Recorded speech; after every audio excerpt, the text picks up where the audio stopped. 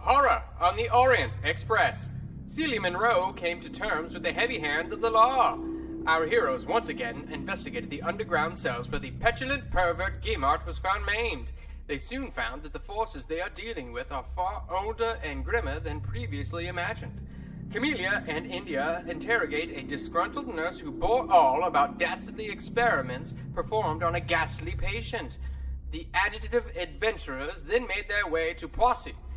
Meeting a curious doctor, the party gained new insight into the property. Just then, by a stroke of luck, Calvino, in his otherworldly wisdom, located the lost cellar of Phenelix Manor. What lies on the other side of the iron door? What will become of the Lorians? Let's find out on tonight's episode of Horror on the Orient Express.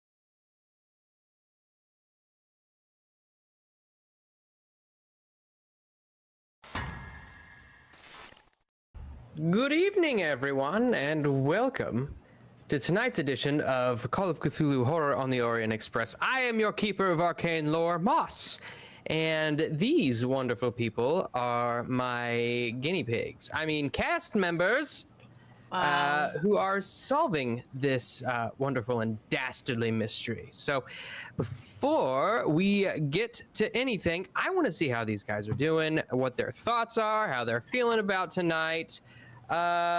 Chris, let's start with you. What's going on, man?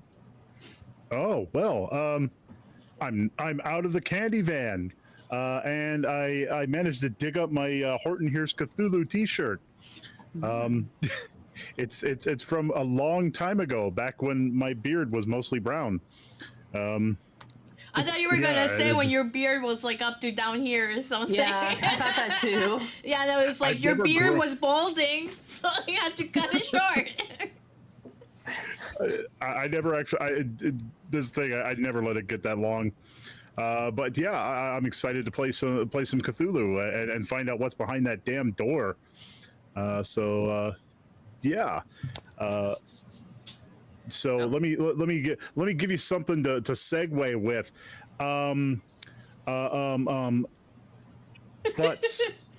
Butts. All right. Well, you know what I think lies on the other side of that door is destiny. And speaking of cucks, I'm just kidding. Okay. JT. Wow, really, Moss? Me? I said I'm just kidding. Are you though? Jesus. I doubt that was it. better than mine. Oh, absolutely, he's kidding. I don't think he was Anyhow. kidding. I think he's just jealous of JT's endowment roll. Exactly. And I just want to say, I was really enjoying myself listening to Elon Musk talk with Donald Trump, and then I had this shit that Moss wants to kill us so badly, okay? I didn't come over here, miss that interview for this bullshit, Moss. You better leave us alone and kill Frost. He's old. You gotta die Speaking of sometime, my Frost, friend. and speaking of beards, somehow Frost has the reverse of my beard. He has black in the middle, and I have gray in the middle, and brown everywhere else, and he has brown in the middle and gray everywhere else. How the hell does that work? Magic. I'm gonna give it to. I give it back to Moss. Damn it! I was gonna ruin somebody. Go ahead, Moss. I'm done. Well, speaking of giving it to Moss, God. Frost, how are you doing? Oh God, you went with me. Okay, well, It'd be inappropriate if I went with anybody else. I haven't seen my own chest in a long time because of my beard, so I have no idea what I'm wearing. So I could have the same shirt that Chris has got on. I don't know. I can't tell. The beard's in You the way. do. It's the same shirt. I'm sure it is. It might be that actual shirt. Quantum Twinsies. Twins. Oh God, twinsies. Yeah, I'm doing great. I'm looking forward to seeing what's down in this hole, and then pushing everybody out of the way, and then charging headlong into death to save everybody's life. Or I'll shove them all in and lock the door. Either way. One or the other. 50-50. Well, I got a we'll see segue how that for you. goes. And just like that, they pushed the tea into the Boston Harbor. Done. I'm not sure how I'm going to work with that. He didn't pick that up at all. Speaking of tea and somebody who might have a new sponsor, just kidding. Nomi, how are you? I'm good. How are you guys? I'm happy to be here, and I have this massive tea addiction. I have a place that opened in town called HTO. So HTO, if you're listening, give me a sponsor. I am a fan. I've been going every day since last week when I discovered you guys. Today's drink of choice is the almond green tea. So I highly recommend if there's one in your area. Not a paid sponsorship. Yes. All right. And then tonight's dinner is spaghetti and garlic bread. Oh, very nice. Well, speaking of Italians, it's not my best segue. I think last week was the king of segues. Sevvy, how are you this evening? I'm doing great. I can't wait to see what happens when we're down in the hellhole, because I'm sure that's exactly what it is. I'm kind of hoping that Jimmy gets like a real life experience with a predator or a vampire or a ghoul or something like that, so he becomes a believer. Because Camellia is getting a little bit tired of him saying that they don't exist when we have all seen them. So I'm hoping, I'm not saying he dies, I just want him to see one and then run like hell. You do know some people are too stupid to accept reality, right, Sevvy? Oh, This is that's true. true. I mean, we have half a country that I'm not going to. Painfully true.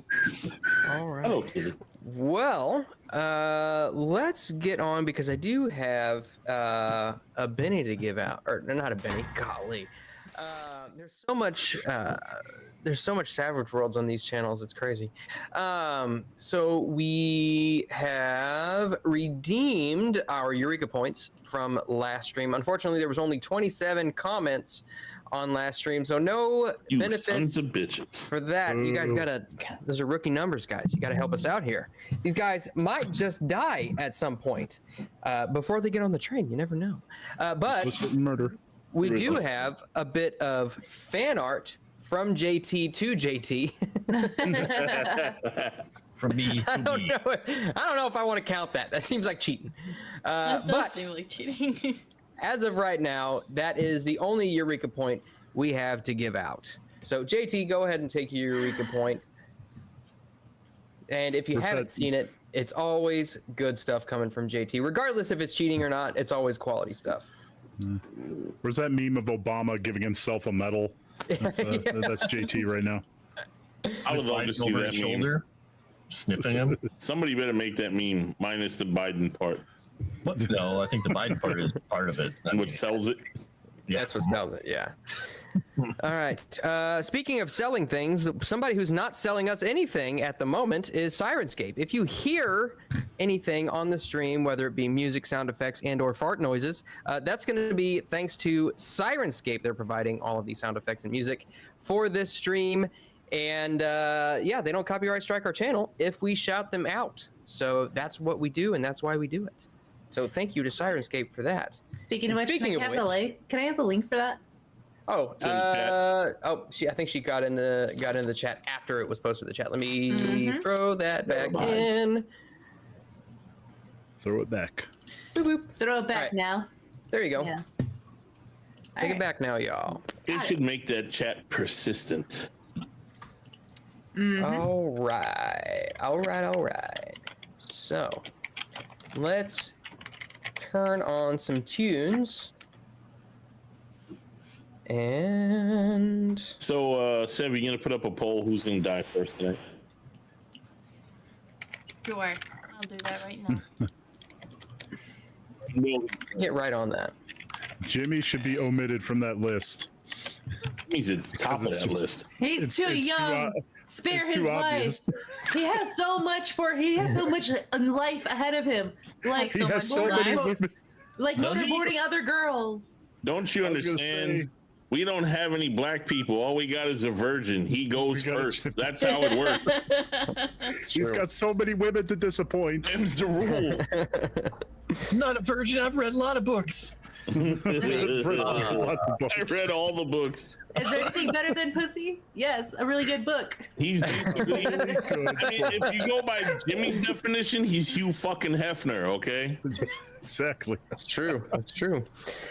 All right. So when the last we left off, you all were at Chez Lorient, searching for some sort of an underground cellar. You spoke with the Loriens and found out that they didn't actually know anything about it. However, they had received a letter regarding something that they more or less just disregarded. After a stroke of luck and a very perceptive cat, you all found the entrance to a cellar.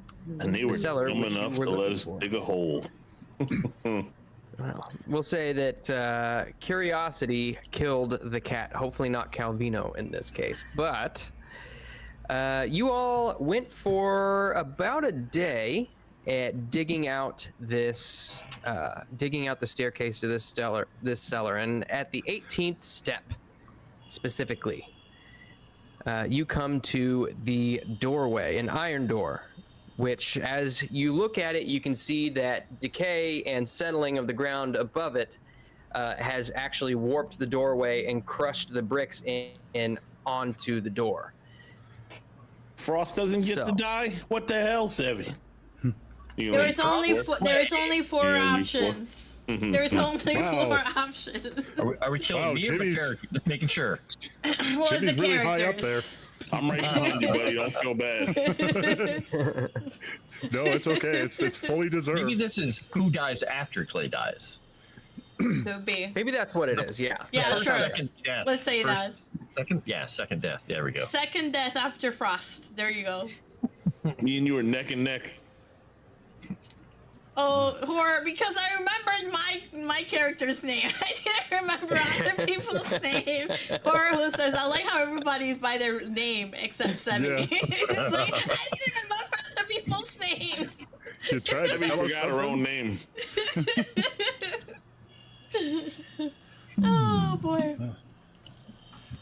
Either that or she's trying to kill us.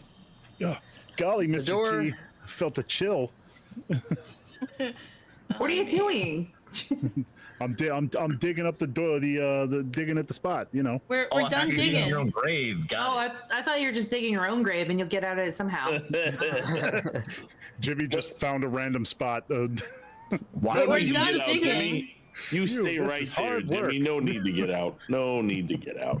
How deep did you want this, sir? We're all almost just even said- now. I just want you to know that. Deeper, always deeper. All right, so the door stands before you, seemingly wedged shut. Well, How would you like to proceed? there's a big guy here.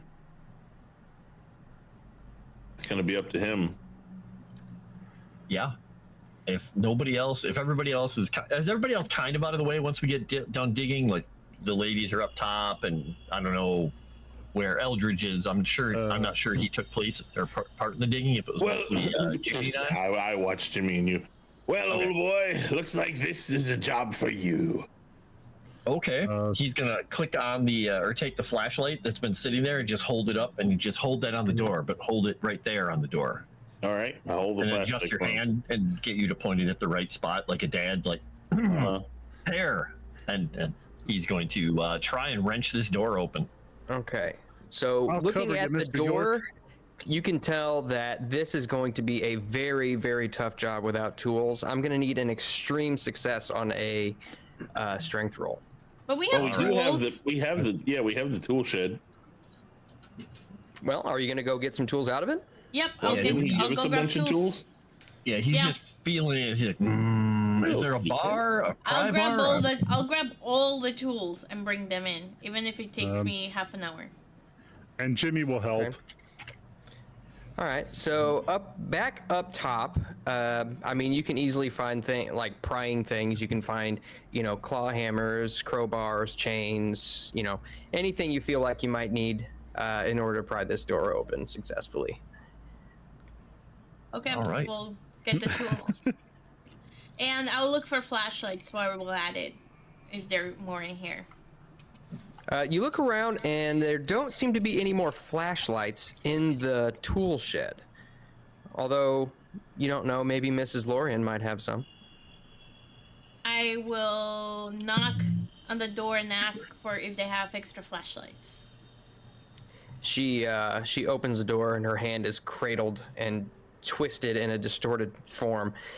And she says, yes, she says as she kind of winces a little bit. Wait right here. And she goes and she grabs, give me a luck roll, would you? Yep. I'm gonna use an Eureka point for this.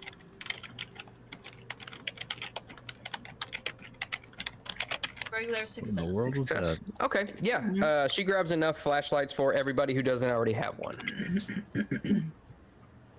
Or I'm sorry, electric torches. Okay. All right, so you all are equipped with electric torches. You've got your tools. Go ahead, and whoever all is going to try to pry this door open, go ahead and give me a strength roll. And if you're helping, whoever's the main guy or girl gets a bonus die. Let me see what my strength is. Nope. I just have a 55. Because anybody have more than that to help Clay? It's play. I thought you play. Strength. Let me see what I have. Yeah, I just have a 55. Jimmy's a pretty strapping lad. Oh yeah, I'm gonna help. Jimmy's gonna I'm help. a 60.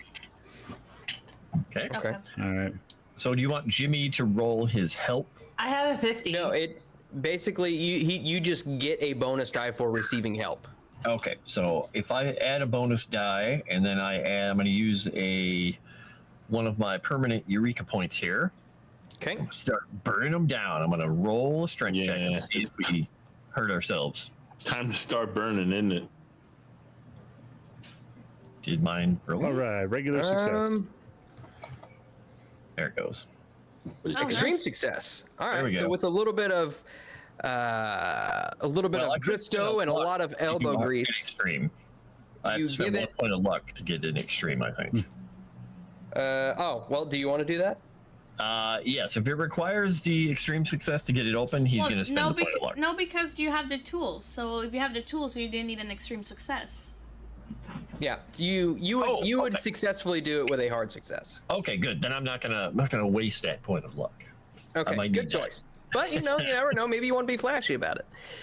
So you push and push and push, and you can feel it coming loose. And eventually, you just give it one good smack on the crowbar, and it flies open. And with that, you are greeted with a damp, cool air. Is it moist? You. Yeah. It is moist. It is moist, and it is Moist pitch black air. on the inside, save for the last light of the setting sun, which is setting over the top of your all's heads. Well, I have my electric torch out, flashing inside, and my Tommy gun. So I'm having both. I'm kind of like strapping the flashlight to my Tommy gun of sorts, so I can keep it up. Okay. So do we all have torches? Yeah. Okay, then yeah, I'm gonna cover you guys with my little 45 revolver. For the Viking, we spent all day digging, so it is evening now. Yeah, you would guess that you probably dug the door itself, or the first step down into the cellar was probably about 2 feet under the dirt, and you probably dug another 10 feet. Maybe so you it's should taken a good long while. Maybe you should pay for the family to go to a really nice hotel for the evening in case something bad happens here. That's a good idea, That's Mr. a G. good You should point. go tell them. I'll go tell them. I'll be back. You guys wait here. I'll go to the door again, and I'll knock on the door. Okay, and Christian, who is now home from work, answers the door. Says, yes, what is it? Did you find something? We did. I think it's going to get nasty. I suggest you two go spend some time at a hotel, and I'll give him the equivalent of how much would they need for like a hotel? A nice hotel. Like a nice hotel. A nice hotel? Yeah.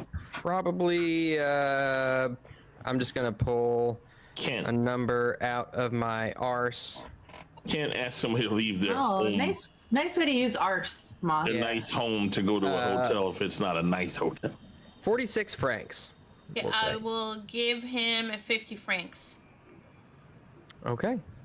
And I will say, now I need you guys to leave quickly because those nasty things that your daughter saw, they might crawl out of the ground again. I need you guys out before they attack you guys, and I don't want you guys to get hurt. He says, well, Camellia, you and I both know that children are prone to strange imaginings. Go ahead and give me a persuade roll with a bonus die since you gave him the money. Okay, minus 10. Using my thingy. Persuade. Dun, dun, dun. Oh, look at that. They get the fuck out. Why do I bother? Why do I bother? You look around, they're actually in the car already. Yeah, as I have like because I have my Tommy gun. I have my Tommy gun with me. So as I'm like saying like, yeah, like there might be like, they might come out of the, where did they go? Yeah, at that, Christian's definitely, he looks down at your weapon. He looks back up at you, and sensing the seriousness in your voice, he says, Veronica, Kiteri, we should leave. And he gathers up everybody, and everybody gathers clothes together as fast as they can, and they head out the door and down the road. Okay, I will close the door. We'll come get you when it's safe to come home. He, Christian just kind of gives you one of these out the passenger window as they drive off. And I will go back to the group and I'll say they're out of the house, so at least we know they won't get killed. Mm-hmm. Now, for Jimmy, I'm not so sure. Well, from whatever's inside this hole, surely, but you know. And Clay is going to say, before we go down in here, would you all indulge me for 2 minutes? Okay. And he's going back to the truck, and he's going to get his little portable camera out and set it up. He's like, in case the unspeakable does happen, I just want to have a picture of us beforehand. Oh, that's a good idea. And he sets it up and takes a couple of minutes boy. to get set up. And It's a bad omen to take a picture before doing something like this. I understand your sentimentality and all that, but It could portend to the doom of someone. Most I've done it before. Every single major operation I You've ever done this before? It was in the war. Every, Are we Let's doing be one of those group pictures? yep, Let me it's ask gonna you be this, everybody just standing there in front of this at Oh. night. Yes, how many people? Jimmy immediately shoves everyone aside to stand next to Mr. York. How many people came back from the missions when you took those photos? Most of them. Oh well. Some of them I only remember through the photos. Well, I'm sorry to hear about Jimmy. Okay, let's take a picture. Okay, we just hit the button and hope for the best, and then put all of it away. I want some fan art of this. This is What? very sweet. Bunny ears behind Mr. G. With the sense of friendship and companionship, brotherhood, sisterhood, family all around. I'll say that you all can take one sanity point back. That was a really nice moment. Yay!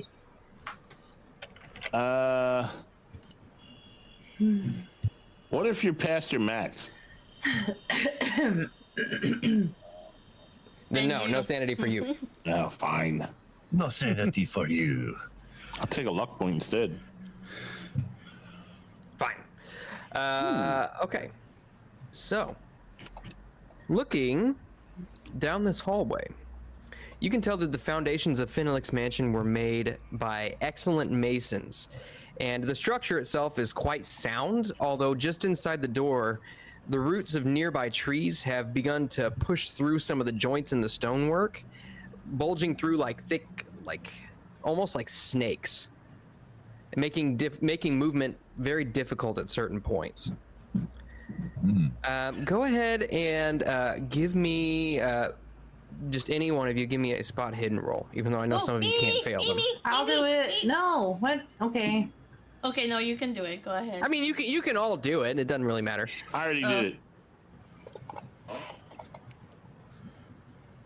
Oh man. Okay, I failed. Clay actually has his eyes closed, and he's listening while they're all looking. Literally, he specifically just. That was almost a it fumble. didn't show, but I either got like a 51 or a 15. I got a 52, so I'm good. Okay. Jimmy's looking the other way. So those of you who succeed in the light of your electric torch, it almost looks as though each exposed root terminates in like a 5-way juncture, like arms extending in hands. It's very disconcerting. Like what is the trees? I don't know if you've never The roots, seen the a boy. roots, as they jut out through the walls, terminate, and it's almost as if the roots come out in one long arm and then terminate in like a hand type structure. And since I'm basically the only one who sees them, I don't know about you folk, but those right there are some creepy fucking roots. Okay, they look there like you go. arms. I and got a hands. 31. I And apparently Clay's can't. just gonna just say after you say that he's like shh, and he's trying to listen right now. He has his eyes closed. He didn't see anything. He didn't even make a roll. He's just like trying to listen. Did you want to give me a listen roll? Yeah, yeah. Okay. I'll do a listen. Oh, is he just doing listen? I'll do a listen roll as well. I would like to do a listen roll. Nope. Somebody was talking. Somebody named JT was. I mean, wait. Eldridge was talking. Ah, you were talking. You fucked up my listen roll. Oh, damn it. Okay, I think I passed because I rolled a 90 and my thing is a 90. Your listen is a 90? Oh, there you go. I got a regular success. Sevvy, stop it, for God's sake. Can I just say the poll is stuck with Chris in the lead and Sevvy right behind, and me right behind Sevvy. It's not surprising. I rolled terrible on my spot hidden and listen. Jimmy is like got his head in the dirt. So all of you kind of focus your ears on your surroundings, and you can hear nothing but an eerie silence. And Camellia, you can hear all of your fellow companions' breaths as they begin to speed up. You can hear as your body temperature starts to heat the surrounding area, little crystals of ice begin to crack on the walls. And you can creepy. hear the sound of your own heart beginning to flutter. and begin to speed up.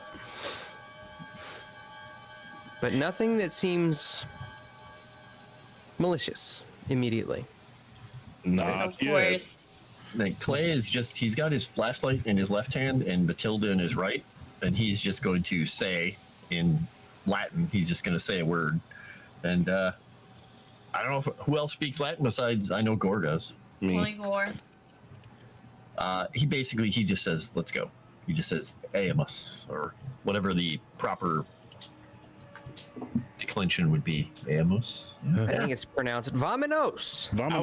God damn it, Moss. I was just gonna say. I was gonna say, like, you mean Vominos? I was just No. gonna say after he said his word, I was gonna say, I think he said something to the effect of vominos. Can No. you say Vamanos? It's Okay, Dora. Vamos.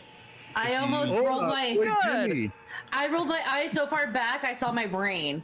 There you go. If you That what is it? amazing. Hortative. I don't remember what nominative, hortative. It's vadimus.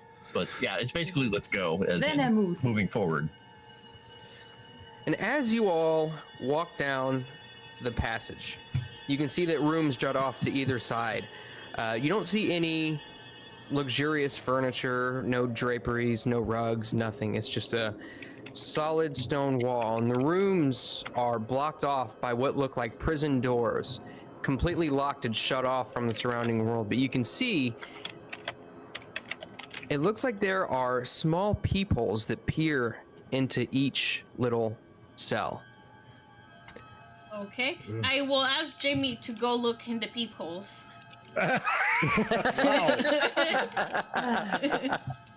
Perhaps we should venom moose. Well, gosh, I ain't accustomed to taking orders from a woman, but I suppose I'll give it a go. And Jimmy will walk up to one of the peepholes and take a look. So one of the peepholes you look through and you can see what looks to be a table with leather straps where you would imagine arms and legs would be strapped down. You see a chaise lounge off on the opposite side of the room and a table just off to the left of the strap down table or whatever you would want to call it. It looks like it is covered in rusty cutting implements. Someone was making a nasty dinner over here. Jimmy's favorite. Do you continue looking? Do you reckon that any of it is silver, Jimmy? Oh gosh, let me take a look. See, would that be like a spot hidden or something? Oh man. There's a I lovely would appraise say skill. I would probably call for an appraise, yeah. Appraise, okay. But it would be an extreme success in this light at this distance, and given the condition of the metal. I'm gonna dip out and come back. My camera's acting retarded. Okay. Yeah, looks like you're It's slow there. acting very Jimmy. All right, let's see here. Ooh. Oh. Oh, Good roll, nonetheless. It's Welcome back. hard to tell in this light, unless you wanted to try to push it. No, Jimmy's gonna try to open the door. You grab the handle, and it is stuck tight.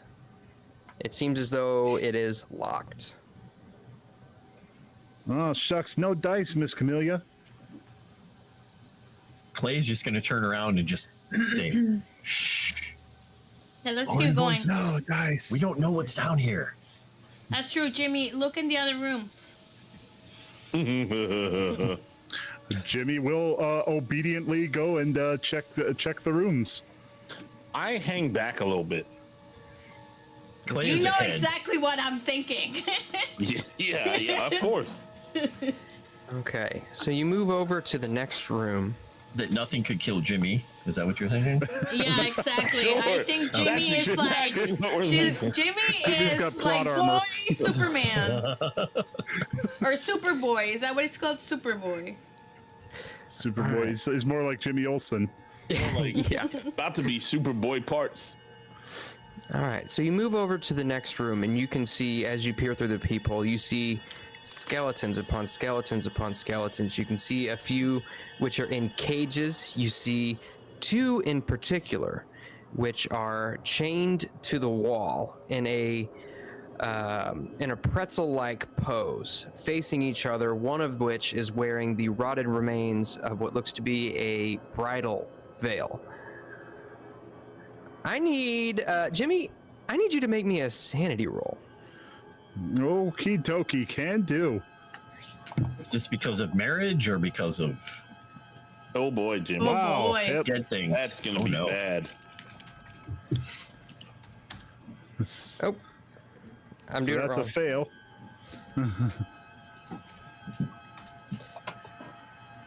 Jimmy, Oh shit. Ooh. That is all the bad, Jimmy. I'm gonna need you to reduce your sanity by 3 Oh, it could have been worse. Man. as you look in here. You realize what kind of a sick and twisted individual this Fenalik was. And possibly still is. Oh my god, still is? What do you mean still is? Yeah. Wait, yeah, like I'm kind of concerned now. I'm scared. So Jimmy's just gonna silently back away, and just wordlessly point, hand trembling. And if you're forward somewhat, Clay is right in front of you. You probably brush up against him slightly, and he just turns around and looks at you. What?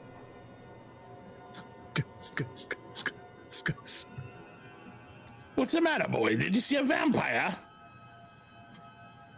Did you see the Jim- cockroach? You look like you're Shakes about his to head. throw up. Okay. Did Shakes you his see head the furiously, and vampire? yes.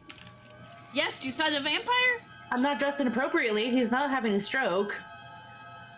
There's no such thing as vampires. That brings Jimmy out of his stupor.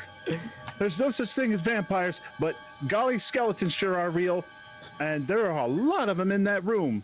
Jimmy, tell me again how you're my assistant and a skeleton freaks you out. Well, I ain't seen no skeletons up to this point, Mr. G. My office is full of them, Jimmy.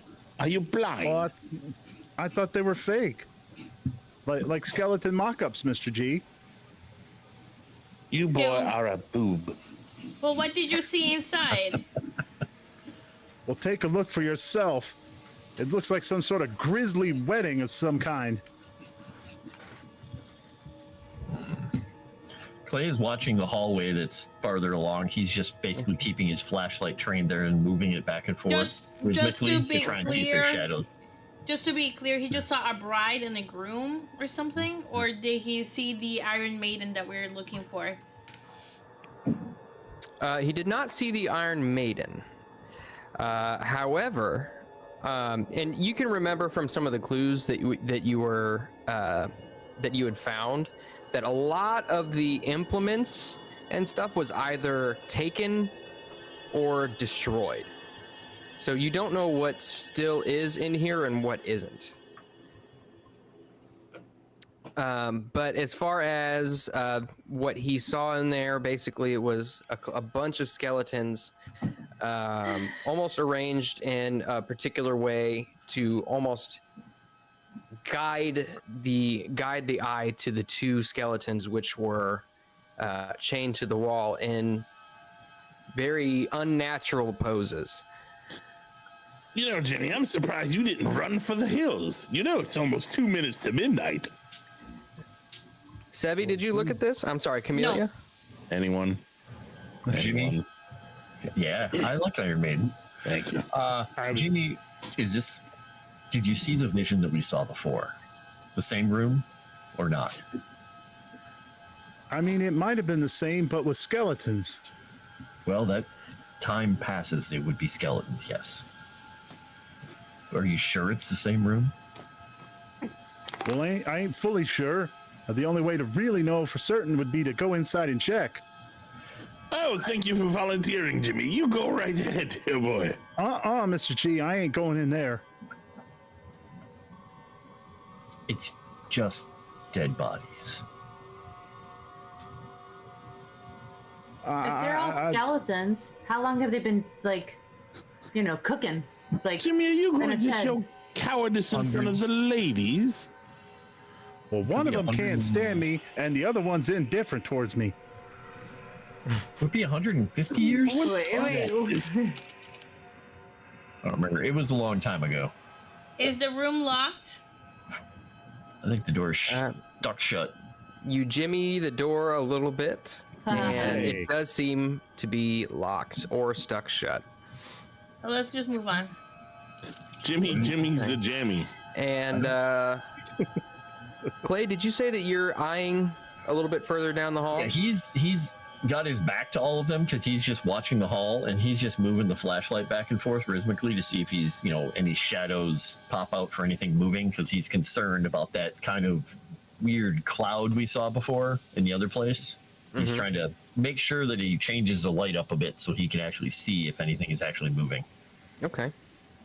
And so go ahead and give me a spot hidden roll, Clay. All right. Got a hard success. Hard success? Okay. So in this room, you can see that there is a faint mist which is hovering just above the ground. As the air kind of floods in, you see it kind of swirl up a little bit and then dissipate. But just beyond, you see what looks to be a faint glow against the wall on the opposite side. He's gonna nudge back with his left elbow. Whoever's back there, probably either India or actually Jimmy might be still right behind him. Oh yeah. Nudge him and say, "There's a light, a glow down there." And he's making sure not to whisper. He's just keeping his voice at a low register because whispers carry too far. Well, I'd rather go towards the light than some skeletons, Mr. York. Okay, he starts moving forward towards the light. Okay. And Jimmy follows. as you all move forward, I jack out my you gun. notice that the faint glow comes from roses of fantastic colors: aquamarine, violet, orange, and grass green. The flowers hang from thick rose vines, which have almost an oily black sheen and drip a black ichor from long thorns. You look at them, it looks like these thorns are almost 3 inches long.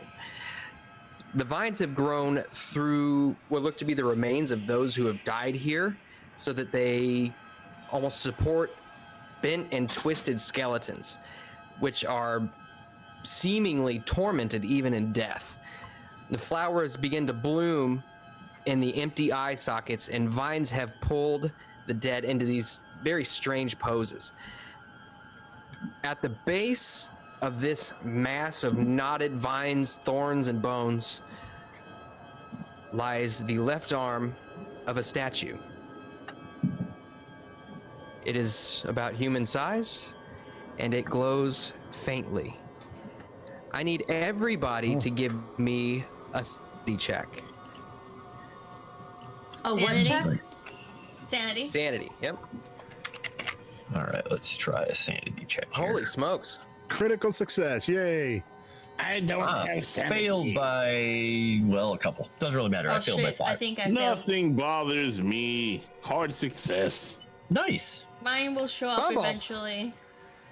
What does that mean? What do I do? That's It just means you failed. God bless. Yeah, on bad. sanity checks, I don't think. I don't let think me they're bad let on me a double sanity check, but I don't I think remember. sanity check. I don't think sanity checks it. Let me double check that real quick. By the way, Chris and Sevvy, you're tied for death. Okay. Really? Why Sevvy? She's the only one who's done the smart thing and send the idiot to go ahead. Nice. I think I failed yeah, it. it Mine doesn't look- isn't up yet, but I think I failed it. You don't. Yeah, it doesn't look like fumbles offer any additional consequence to just a standard failure. So those of you who succeed still lose one additional sanity point. However, What? You want a hard success? even with a hard success, Wow. those of you who failed lose 2. All right. I don't know what mine is. I think mine will show up eventually. Someday. Wow, skeletons. That's so crazy. I don't understand what it must be. It must be your simps in the background have kind of messed with the code, and it really slowed it down. It's That like a could be Rube it. Goldberg machine. It just takes a while to get to the end. I think you're right. Yeah, I just wrote test. Do you guys see it? No. No.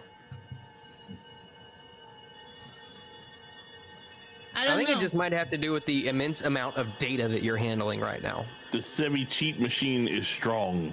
I don't know. I'm sure it'll show up eventually. I made a note of how much it is, so we can move on. All right. So you see before you the faintly glowing statue in the form of a left arm, entangled in a mass of vines and thorns. When Ain't we that a all see piece of the that, thing? since he failed, Clay is going to, he suddenly just crouches a bit lower and he lets out just a guttural kind of like, almost like a caveman, like growl, and backs up right into Jimmy, just kind of starting to kind of slide to the side a little bit, like this thing is really dangerous, and he just went in complete animal mode. Oh my He god. is just making this really unpleasant, frightening noise out of his throat right now. I feel like you'd probably knock Jimmy over. He basically bumps slightly, and he's moving, kind of just starting to kind of step around to the side. So he's, you know, doing the animalistic. I'm not going to stand still. I'm going to start circling this thing. That's weird. It re-rolled my success. All right. I What are don't you? know. What are the rest of you doing? How do the rest of you respond? You're right, Mr. York. I will I go started look at punching the. Creepy. I will go look at the thing and try to figure out if the glowing is natural because of the roses. And I will ask Gore if he can tell from wherever he's standing whether the glow is magical.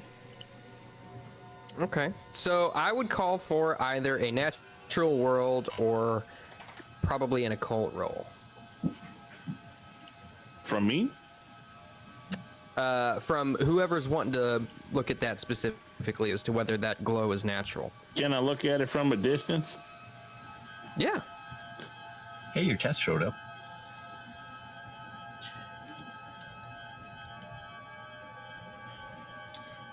So you said we could make Clay in his weird state is basically making it a color roll because he's trying to decide if he's going to stay away from it. It's bad fire Regular or good fire. success. I have no idea what that is. Oh, I'm gonna try I'm and gonna see. spend a point. Okay. Right, so Clay succeeded because he spent a point in his crazy ape state at the moment. Nope. Yeah. Okay. Okay. So most of you, India, are you going to roll as well? Yes. And, And, I'm rolling occult, right? And what else, Moss? Or You can natural. roll either occult or natural world. Yeah. I'll do natural world. Hey, Yay! Yes. Okay. Okay. Wow, hard success. So, let's see, Jimmy. You can tell that based on your success, this is definitely not a natural glow, and it seems as though the roses, especially given this time of year, are probably an effect of whatever magic is influencing this glowing statue. Now, India, you can definitely tell, and especially with a hard success, you look around and you can tell basically the same thing. There's no flowers, to your knowledge, that actually have a bioluminescent property. And furthermore, you look, and it looks as though even just the growth of these roses is influenced by whatever magic is possessing this arm. Even the black Icarus sap, which is dripping from the vines, seems to be no more than just surplus natural sap, which is just in almost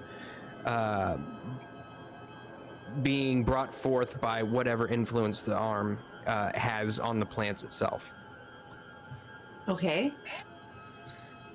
So the arm is magical. The arm has a spell. That's what you're saying? Based on what Jimmy rolled, that's what he would guess. Okay, I have a question. Okay, go ahead. First of all, are the walls and everything stone or wood? They are stone, and Are they're they very well made. Are Stone. they that type of stone that if we shoot at it, the bullets will ricochet? Most likely, yes. Okay, there goes my I idea. have a question. I have a question. Is there anything like a long stick lying around? You can give me a spot hidden roll. Okay, let's do that. That depends, Jimmy. Are you having a good time?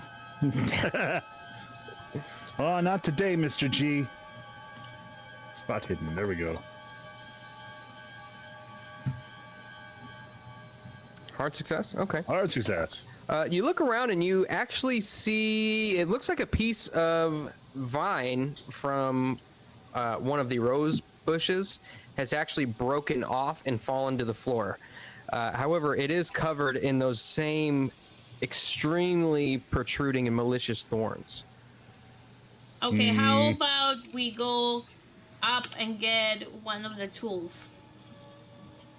And while they're doing this, Clay has just moved closer to it. He's just, since he succeeded on his occult roll as well, he's just giving it a... Then see, it probably smells similar to the weird magical stuff that he's kind of scented and been around before. And he's wearing gloves, so he's just gonna look at it, look back at them, and just do the kind of monkey thing, and he just reaches down with his hand and he just shoves it out of the way back towards them, away from the roses, and then looks at the roses like they're gonna come after him. Oh, by the way, Clay's boot knife donated $20. I'm issued by the government. I'm here to help it, sir. So, Clay, I assume that means you get yourself a Eureka point. Well, thank you very much. See, this knife always has my back. I love it. Wow. All right, and I'm sorry. Repeat. What was it that you just kind of shoved out of the way? He kind of moved forward and he reached down because he's wearing his heavy duty gloves. He reaches down and he grabs the arm with his big meaty paw and just kind of shoves it across the floor back at the group and then kind of backs away. He's not even looking at the arm. He's just looking at the roses, expecting them to attack. You try to reach through, and it seems almost impossible to get through. This arm is absolutely tangled inside, and you feel as though you're probably going to have to cut it free if you want it. He's just gonna turn back and say, "We really could use a flamethrower right now," and look right at Camellia. I wish. Okay, are they bolt cutters or like cutters outside that we left in the tool shed? You could probably find some pruning shears. Okay, I will say I'll be right back. I will run upstairs to the tool shed and look for a machete or cutting shears, or both. Just in case she's jumped on the way back and eager for an excuse to be away from this creepy place, Jimmy's gonna follow her. Okay. I pull So out you all leave, and you gather some pruning shears. You gather machete, and we'll say. Do we also what else are you looking for? Yep. Can we also find matches and things to set the roses on fire? Like alcohol, maybe? Gasoline? I mean, we can use all of Gore's alcohol that he has in his pocket. With his We bread. might need that for later. I'd pull out a heavy two-bladed pocket knife. Okay. I'd say you could easily find, if you were to make your way into the house, you could probably find some alcohol. Okay, so we'll grab that. So we'll grab the shears, a machete, alcohol, and matches. I don't know, Miss Camellia, where your mind's at, but them flowers look awful wet. I don't think they're gonna catch.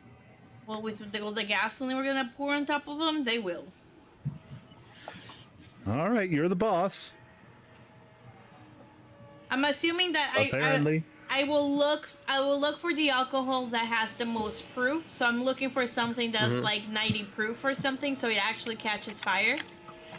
Well, you know that Christian was a physician. You can actually find some rubbing alcohol Okay, I'll grab that. in his house. Tooz knows, where have you been? Of course she's a pyromaniac. Wow. All right, so we'll head back down, and I will pour the gasoline all over the roses. Well, actually, before I pour the gasoline over the roses, I tell the group we have two options. One, I'll show the rubbing alcohol on the matches. We set it on fire. Two, we try the machete or the cutting shears. Clay just says, douse it, I'll start cutting. Okay, And if we need to, we run and set it on fire. Okay, I'll start dousing the roses with the gasoline while Clay is cutting the shears with either machete or the roses with the shears or the machete. He'd probably go with the machete. Okay. You know, Who all's cutting? I guess I'll help cut. Okay. if you make too much fire down here, the smoke might kill you all. Well, that's why I said if we have to set it on fire, we're running. Yeah. I'm not staying down here while it's on fire. Okay. So, you all, and it's Jimmy and Clay. Are you cutting as well? Yeah, he's using the machete. Yeah. Okay. So you begin cutting, and it doesn't seem to cut easily, but it cuts naturally. Okay. If you continue cutting, it comes away at a decent pace, but the growth is so dense that you feel it actually takes you probably about 10 minutes to get through it and be able to get at the arm without being injured. And just as you, Clay, make your final swipe, the vines give way and the arm falls to the floor and rolls in between all of you.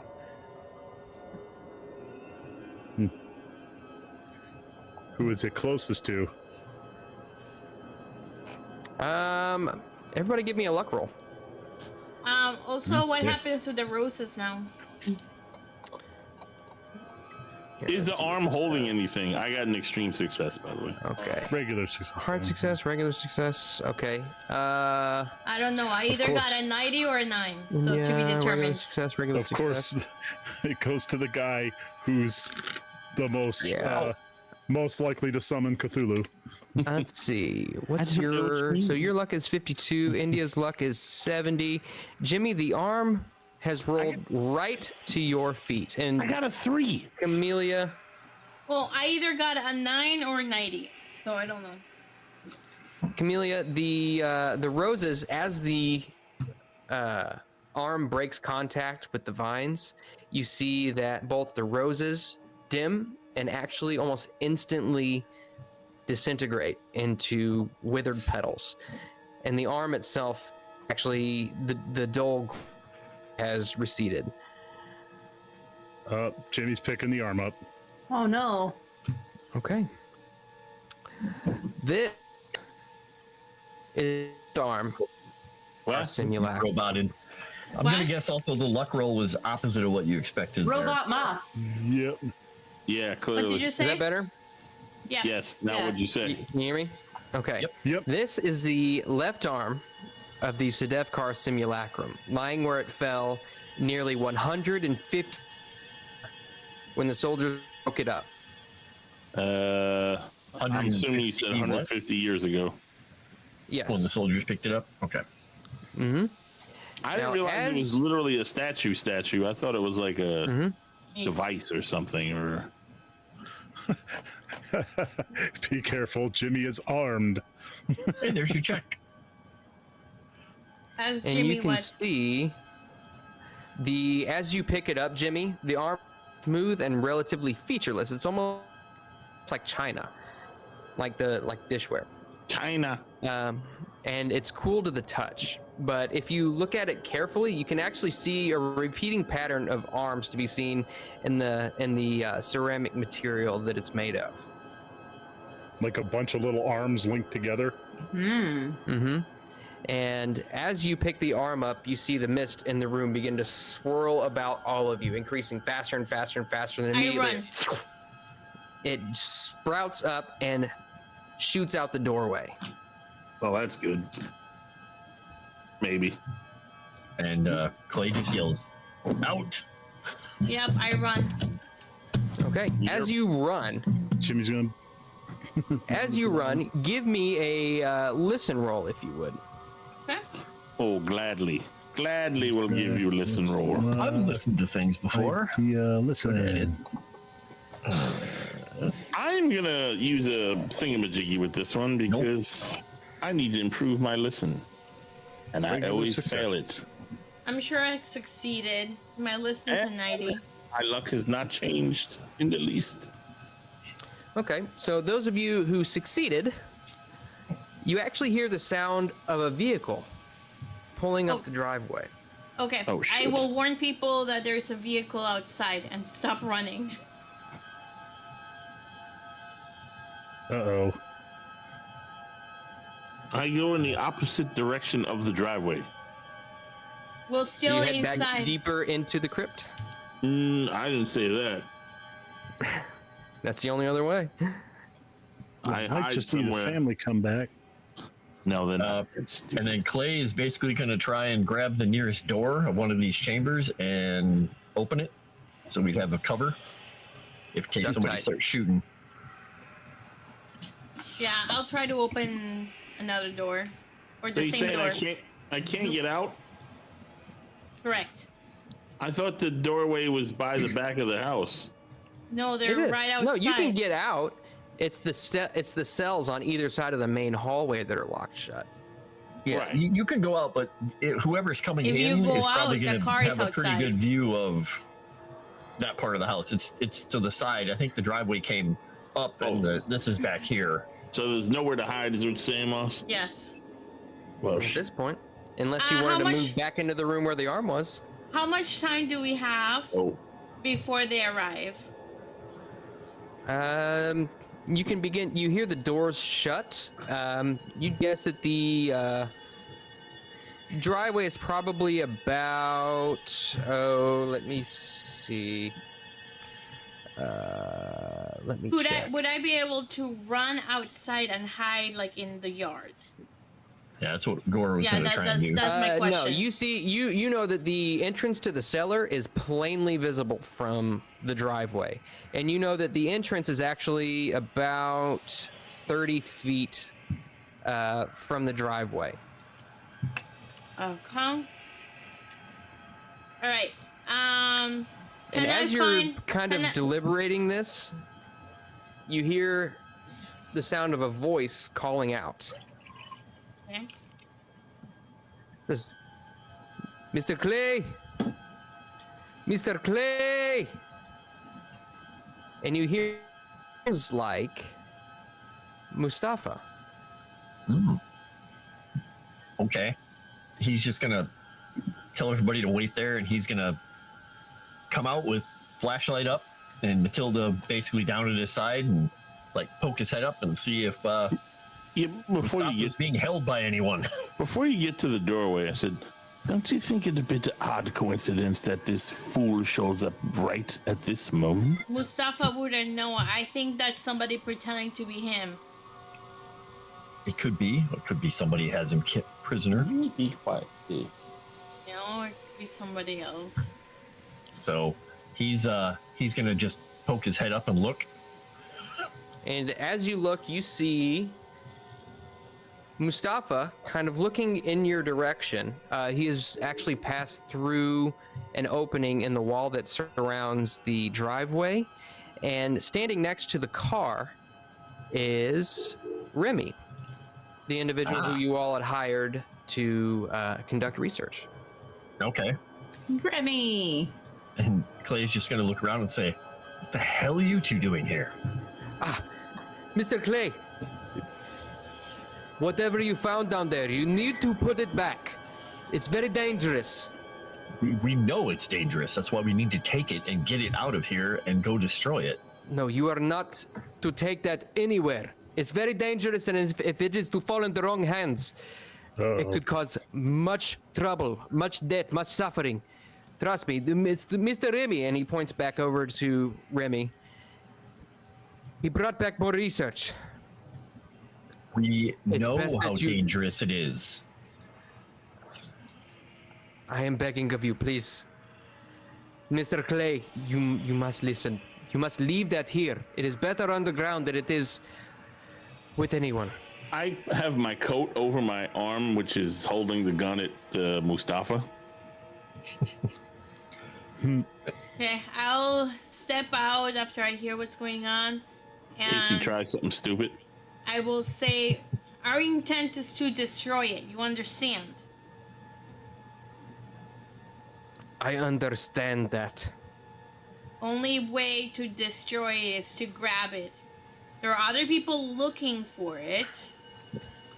The people here were dying because this thing was in their land. But you do not understand. When you have the simulacrum completed, it warps the mind. It corrupts you. You will not want to destroy it. Then we'll have to make plans to make sure that we go through with it because it needs to be destroyed. A light bulb goes over Gore's head. No, don't get any ideas.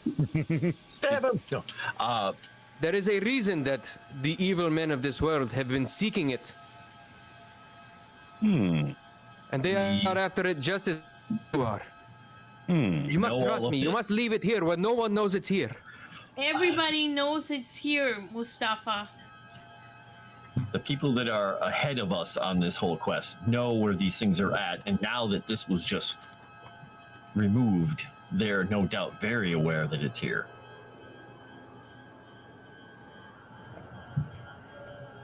The only way to fix this, dear boy, is to gather them all together and then destroy them.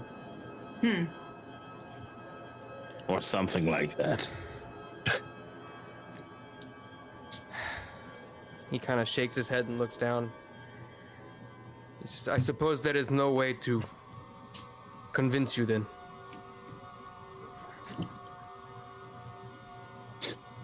I would like to hear what the other gentleman has found out. But not here, obviously. Don't want someone else descending upon us in this vulnerable position. You see Mustafa kind of pulls back his coat and draws out a long blade and says, I shoot him. this is not leaving I shoot him. this property.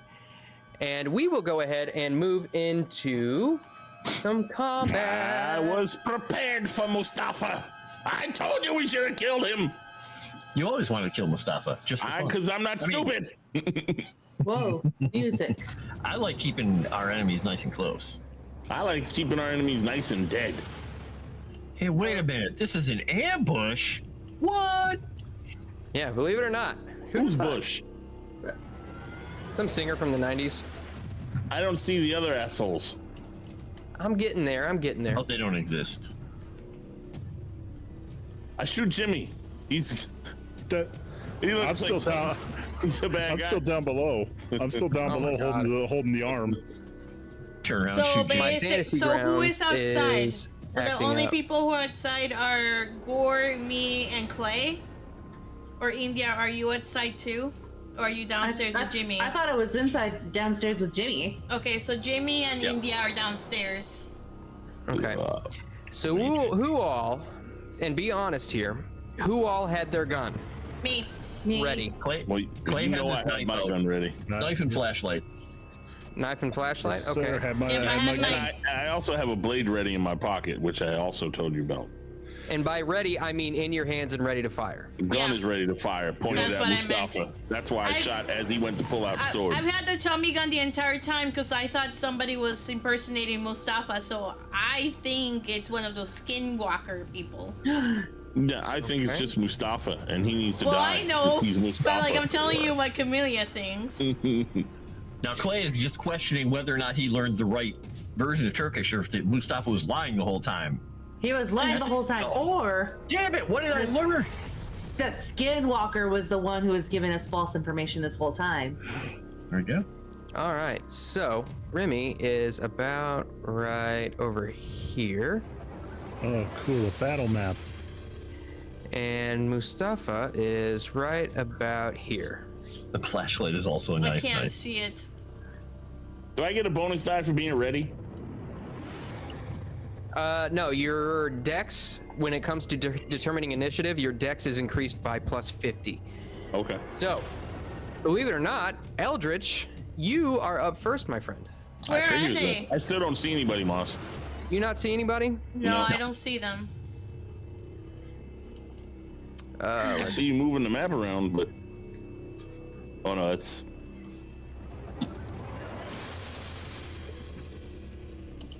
oh now I see someone. Okay, there we go. Wait, Mustafa's oh Remy's back there. Oh, what is that? A wall? What is that? That is a wall. Okay. Yeah, it's the parking area, the enclosure around the parking area. All right, so I'm gonna shoot Mustafa and then dip down the stairs. Where are we going by order or combat All right, tracker? go ahead and do that. Mustafa is going to dive for cover. Is he though? He is. I thought Or is he Eldritch gonna went die? first. I He don't does, see. but everybody gets to, if you're being shot at, you immediately get to dive for cover. Come on! Well, I you know- really gotta get better at my shooting. Okay. So, hold on. I Well, missed. I guess he doesn't need to dive for cover then. Well, All yeah, right. he does. That's why he fucking didn't get hit. No, it's not, because you would have gotten a penalty die if he succeeded on a roll. Oh. Never mind. Okay. So next up is let's see, it's Eldritch. India. Oh, actually, Eldritch, go ahead and move your character Yep. where you want him to go.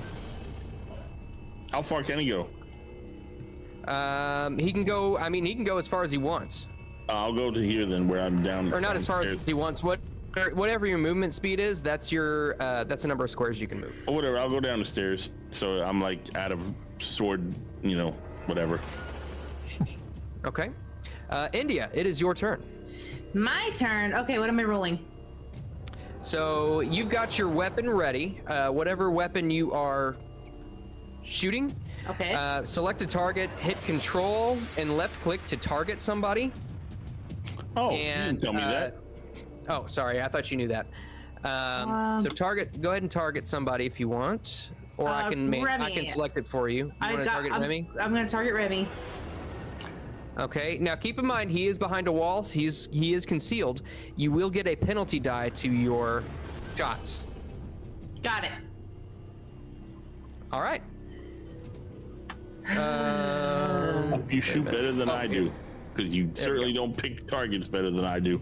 And then There you go. Control what? I've already selected him as your target, so go ahead and fire if you would like. And he is going to. Oh, geez. No longer has anybody targeted. Yeah, I do. He's still right there. No, you're not I targeting selected him and you unselected him. It's all right. It's all right. What does it look like when they're targeted? Go ahead and roll. It should have like an outline on him. Like a If you black click circle? on combat target, you should see. Yeah, you can see the Combat target target. in the combat tracker. Okay. It's cross swords. Oh, I see it. So now. what am I rolling now? I'm rolling firearms. Yes. Which Handgun. let me pull your character sheet up here. So you would roll. You see your weapons down here. Yes. Which weapon did you have prepared?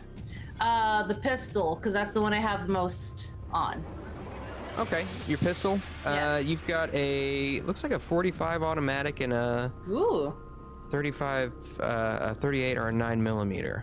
So you've got a couple options here. You can fire one shot, or you can do what's called fanning the hammer, and you can fire multiple shots, but you get a penalty die to each.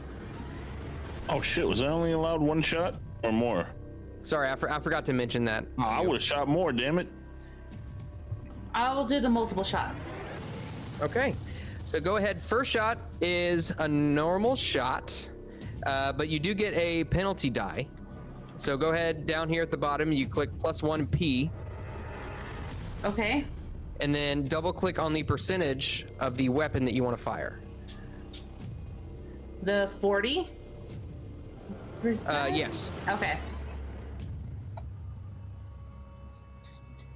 Dang it. Okay. So you've still got. Did you want to fire one more or two more shots? You can fire up to 3 shots in a turn. 2 more shots. Let's go. All right. So you got a +2p now. Okay. And then pistol again, right? Yep. God bless. So you want to fire one more. It doesn't go any higher than +2p. So go ahead and just hit +2p again. And roll one more time. 98. God bless. Fumble. Oh, and you It fire. jammed. Boom, boom. And then as you look, and your hammer has been, or what are you firing? Pistol, You're- 45. You're firing the 45. So it looks like the slide has been locked back in place. And you're going to have to, if you want to get that cleared, you're going to have to spend your next turn trying to get that cleared. Okay. All right. Next up, it is Remy's turn. Remy raises his 1886 Lebel. Oh boy. And he points it at Camellia, who's got the Tommy gun. Okay, what do I roll to like get out of the way? Dexterity, you said? So actually Mustafa's in the way of that, so let me see here. He's actually gonna, let me do this real quick. Okay, he's actually pointing it at India Yeah. because Mustafa is in the way of his shot. So India, Okay. go ahead, and if you want to dive for cover, which basically means you can dive forward and go prone on the ground in this case, or dive towards the staircase. Go ahead and give me a dodge roll. I dodged for the stairs. And I fail. Unfortunately, you fail. So, let's see. Where did his character sheet go? I've got too many character sheets open. Never trust a French guy. So he's going to fire. Damn right. He's coming. Damn traitors. Oh, fail. He fires and his shot goes wide, and you see the bullet just ricochets off of a tree, spraying bark everywhere. It hits Jimmy in Camellia. the forehead and bounces off. Thank the It Lord. is Jesus knew I needed Your that. turn. Okay. I'm gonna shoot Mustafa. Okay, so you can fire. Automatic fire is interesting because basically what you can do in your turn, you can fire as many bullets as you want. However, it is considered. Let me take a look at here at your stats, because your firearm skill divided by 10 is how many bullets are in a volley. 9. So you've got a 90. You got 9 bullets in. Fucking me. You gave it a Tommy gun, this is where dumbass. all my skill points went, okay? Oh my god, dude. God dang. Okay, so basically you have to tell me you've got 20 rounds in your magazine. Basically that means you can fire up to 2 volleys plus 2 additional bullets. Oh my god, so So are you basically I could just- fire up to 11 bullets? Be 9 and 9 and then 2. It'd be 9, 9, and then 2. That's yeah, you, 9, can, 9, you can 2, yeah. empty your magazine into Mustafa if you want.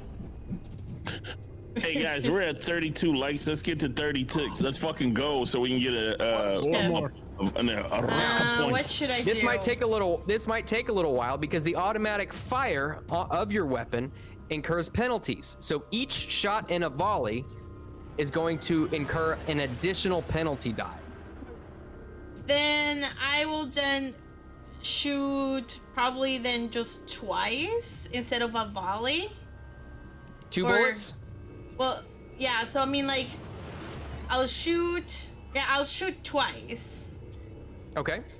Because I don't Alright, want. so- I don't want to incur Go ahead. too many penalties on it. But I mean, I guess like also. You know what? But also like, you said the most is a +2 penalty, right? I mean, currently that's the way that the system is set up. I'm not aware of any way to add any more So, penalty do dice. one. Yeah, I think the first volley would be at normal skill. The second volley would be 1 penalty die, and the third Oh, I'll tell volley you would what. be at 2. Actually, you know what you should do then? What I would do then is you'd go up to 2 penalty die, and then your fourth shot would be 1 is normal, 2 is 1 penalty, 3 is 2 penalty, 4 is you have to get a hard success, and 5 you have to get an extreme success.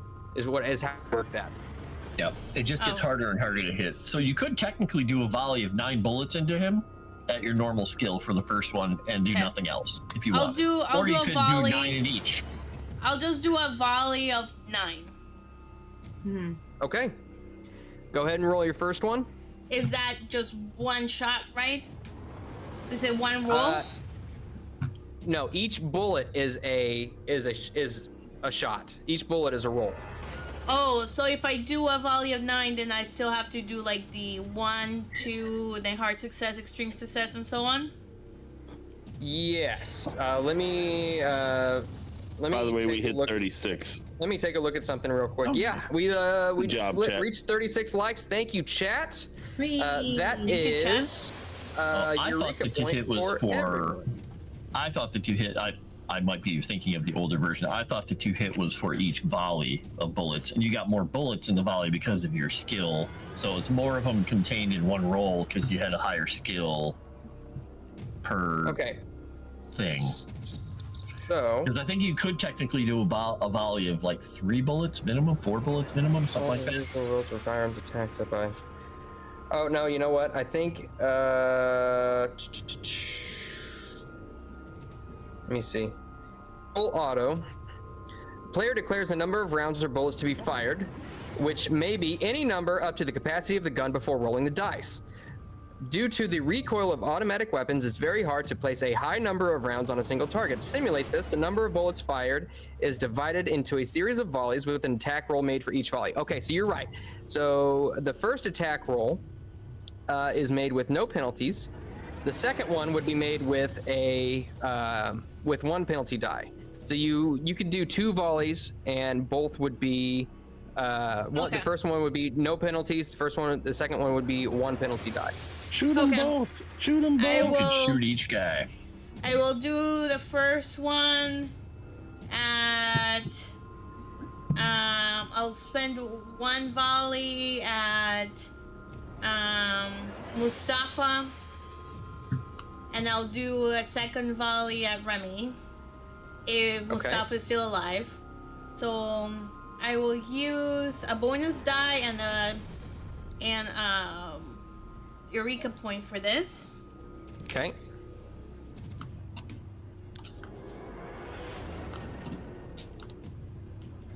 Okay.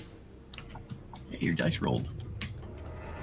Okay, I'm gonna spend 2 to make it a hard success, if that matters. Well, does it matter? Does the hard success make it more damage? It does actually. Okay, then I'll spend 2 luck dice to make it a hard success. If it does more damage. If it doesn't do Finally- damage, then I don't want to do it.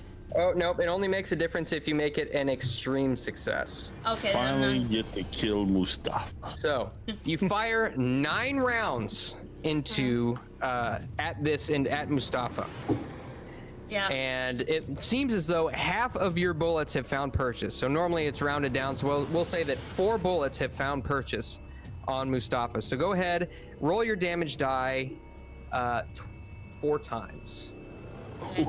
What is mal? No, it's malfunction. Okay, so 4 times. That's Got it. malfunction. Yeah. 1. Ooh. You got Mustafa the 2. fuck out. 3. Oh, hold on. Wait. That first shot, you notice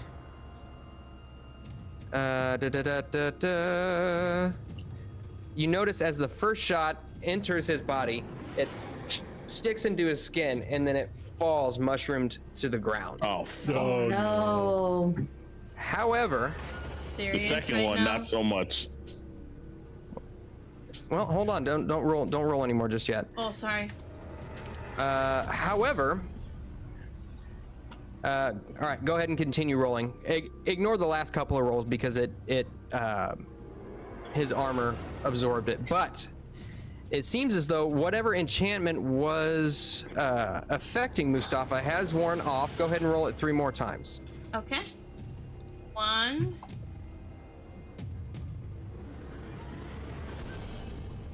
2. 3. Dang it.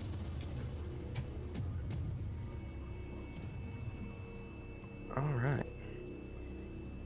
Why is it not doing that? Okay, so never mind. We'll just do this. 4, 7. Yeah, you pepper him with bullets. You notice the first one doesn't do any damage.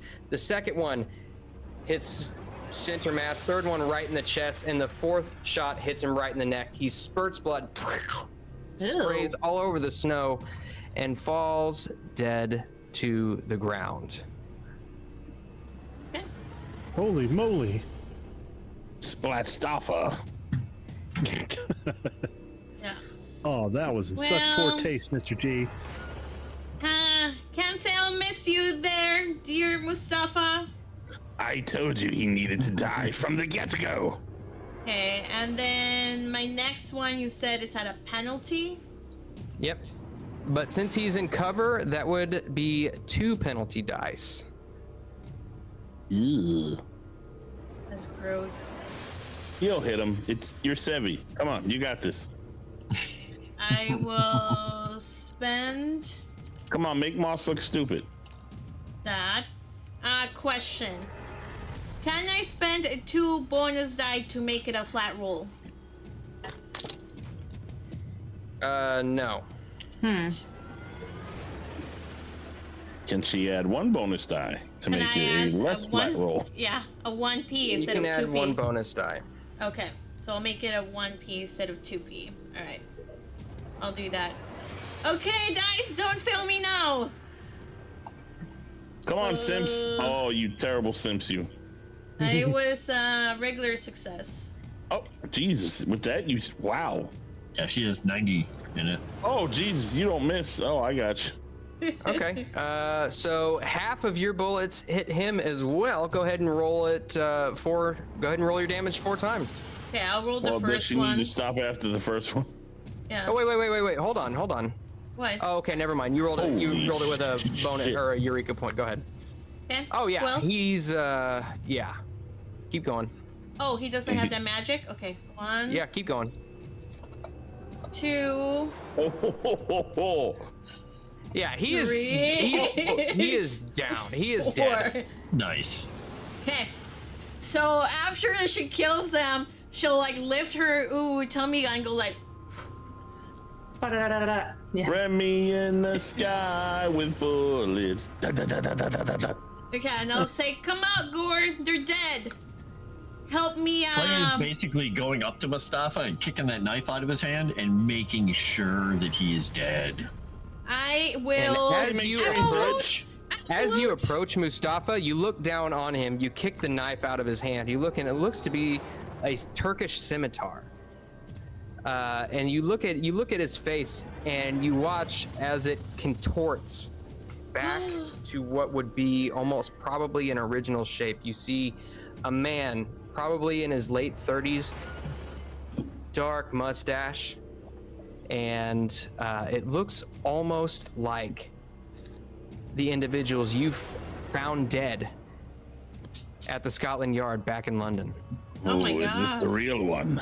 Ooh. Since I'm looting, do I see this as well? Because I immediately yeah. go to loot.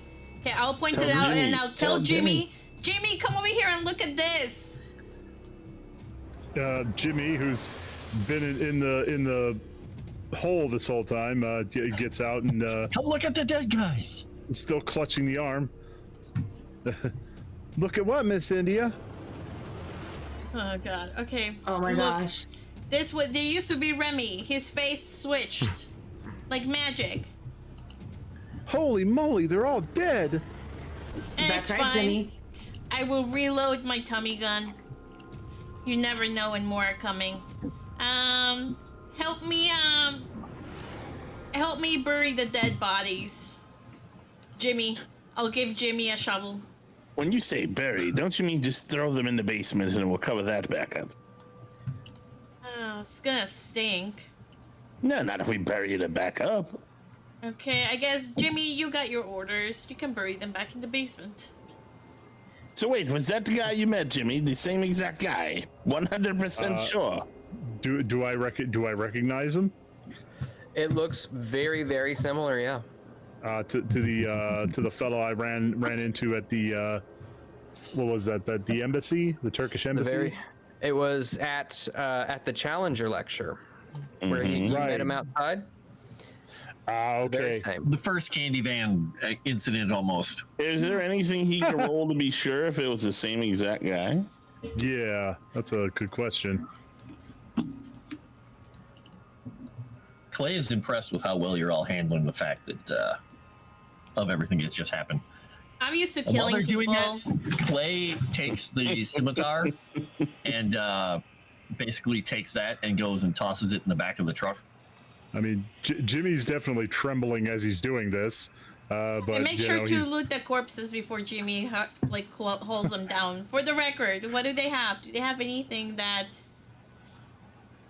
can be looted before they get sealed shut? Yes. So you've got two are these small curved blade daggers almost that end in a very sharp point. There's no hand guard, no nothing. There's just a handle and the blade that curves around at a sharp angle.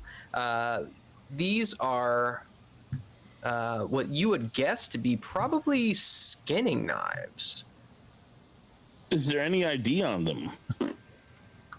There is not. However, you also find Remy's still got his Lebel model 1886. It's a rifle. Does his face change? Remy's It does. face. His face changes too? Both Oh my of them gosh. look the same. No. Oh, Two Jimmys. so they're both Markriots? Oh, shit. What, two Jimmys? What? Wow. One's enough.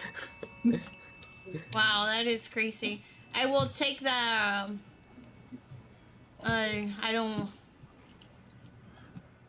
I'll take the rifle, I guess.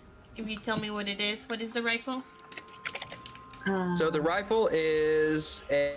Here, I'll copy the or I'll text into chat here.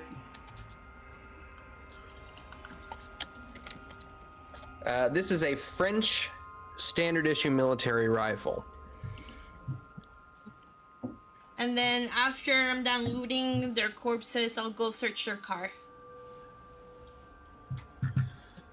Okay. The car. Give me a spot hidden roll.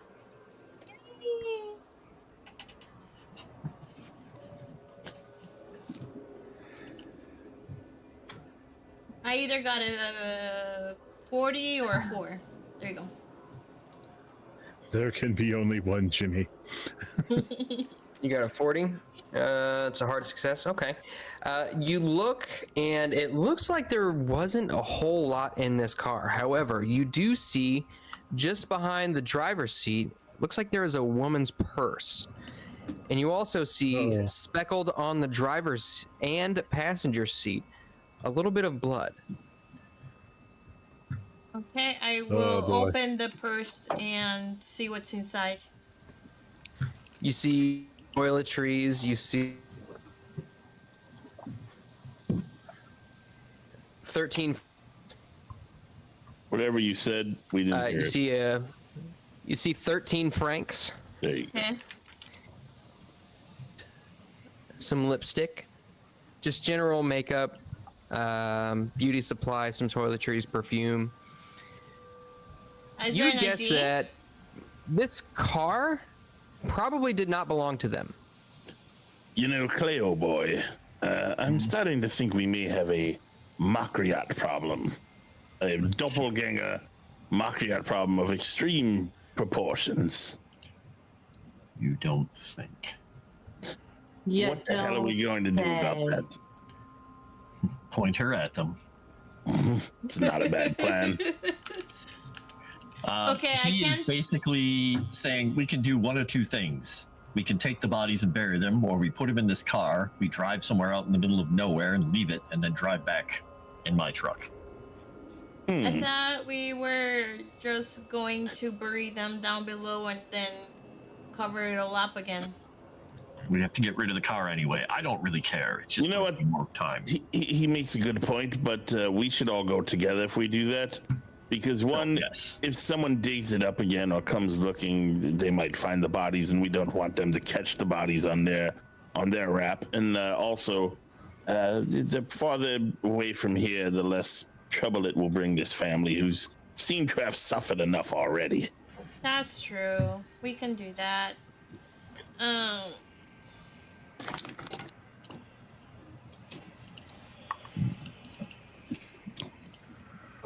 Well, I mean, I think that it's fine to just leave the bodies here. If we get caught with the dead bodies in the stolen car, that's gonna be hard too. Is there a river nearby, old boy? Wasn't there a river real close? There's the Seine River that Right, wasn't it close? you all passed on the way here. Relatively, yeah. Why didn't we just drop the car in the river with the bodies and be done with it? Okay, that sounds good. By the way, you're gonna have to drop the rifle into my thing because I can't find it in items. Somebody call an Uber. That's because it's not in there. I will drop that in there afterwards. Okay, sounds good. Okay, Jimmy, so I'm not. as you all are milling about, you feel a searing pain up your left arm, almost incapacitating you. It feels like your arm is absolutely on fire. I need you to make me a Constitution roll. You know, you should boy. probably wrap the statue in something. Just saying. I don't know, I can use my cloak. Yeah, the cloak would work. No, it's mine. My precious. All right, extreme success. Very good. Great success. So as you grip your arm as it burns, almost it feels as though it's been set alight. However, the pain subsides after about a minute, and it is left numb, almost as if you can't feel. Well, it don't hurt no more. Okay. You know, So- Jimmy, maybe I should hold on to this thing. I would like to inspect it further. No, I found it. It came to me. Just don't touch it. Birthday. Don't touch it with your. Don't touch it with your skin. Like, make sure to use a cloak or something. Oh, I know that. I'm not a silly young boy like him. Never touch magical things you find. It's very bad. Well, Jimmy would be willing to pass it over. The question is, can he? No, Jimmy, not your dating hand. Well, can I? If Can you I want run- to, you can pass it over. It's numb. It's perfect. And can I render aid to Jimmy's hand or arm? Wow. If you want, you can do a. What are you trying to do? You trying to You get the better feeling ask. back into it, or what are Seduction. you trying to do? Yeah, I could put feeling back into it, but sorry. She wants to warm it up. I see. He said it was on fire. I could give him a steroid shot. I don't think you have any steroid shots. You just got that? Well, I do have a first aid, don't I? You have They a had first aid steroid skill. shots back then? Wait, what? Smoss? You have a first aid skill. Okay. No Okay, well, thanks. If you That want, you scribbles me up could you something could seek out fierce. medical attention if you wanted. There is medical stuff in the house. I will. Jimmy, I will. would- I will move the bodies into the car while they're doing this, just so that we can keep the story moving along. Yeah, we should cover them up with a tarp. And I've passed the arm on to Mr. G. Grateful to be rid of it at this point. Okay. I take it in the house and give it the old once over, Moss. Okay. In the light, let me pull this up here. I feel a sanity check coming on. This is kind of a basic idea of what it looks like. Oh. You can see lots of intricate patterns. Is it all along arm sized? Like It is- full it size, is like the- full arm sized? It is the size of a human arm. 1-to-1, okay. Can I make out any of the intricacies or whatever the hell that is on there? You can see it looks like it's hard to make out a whole lot. You can tell that some of the patterns do resemble arms, almost as if the pattern of the arm has been recreated in the construction of this piece. There look to be certain occult symbols on there that are in a language that you don't know. Does it look like a robot arm? Like a mannequin or something like that? Automaton or something? Because it looks like it has hinges on the wrists. It does, but you can tell that this is actually just a statue. It's just It's a solid piece of some material, probably. You know, Moss, this would be Like a good ceramic time almost. to use forensic anthropology to find out what exactly that is. Okay, yeah, you can give it a shot. Oh, and I missed it by that much. I'll spend a luck point. Okay. So with this, Back to you can 48. tell that this is made out of some sort of a ceramic type material. However, dating it is near impossible. It's almost as if this has been perfectly preserved. You said what is marble? Or you didn't say what it was made out of? I missed that Ceramic. beginning. Oh, It's ceramic, almost I'm sorry. like a ceramic type material. Gotcha. Okay. Okay. When no one's looking, Moss, I touch it and try and gain insight. It feels. I cool to want the sight touch. beyond sight. It is smooth, and that's all you can tell about it. I like. I raise it in the air and I say, I have the power. Oh, no, I don't do that. Gamera said if Fallister were here, that arm would have been down his pants already. Oh, it totally Yeah, would have been you down his would pants. have. That arm would have been the stranger for sure. All right, well, if it doesn't do anything when I touch it, I'll just wrap it back up.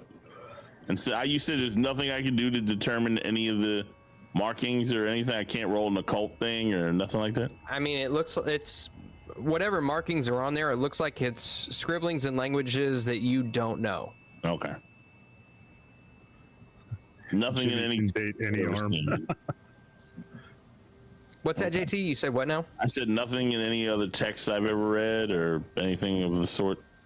No, Okay. nothing that you've read so far. Okay. Fair.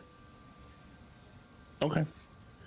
Clay is basically he has his notepad out and he's just been writing a note to the doctor and his wife, basically to the effect of saying, "We found what we were looking for. We're sorry for the disturbance in the ground.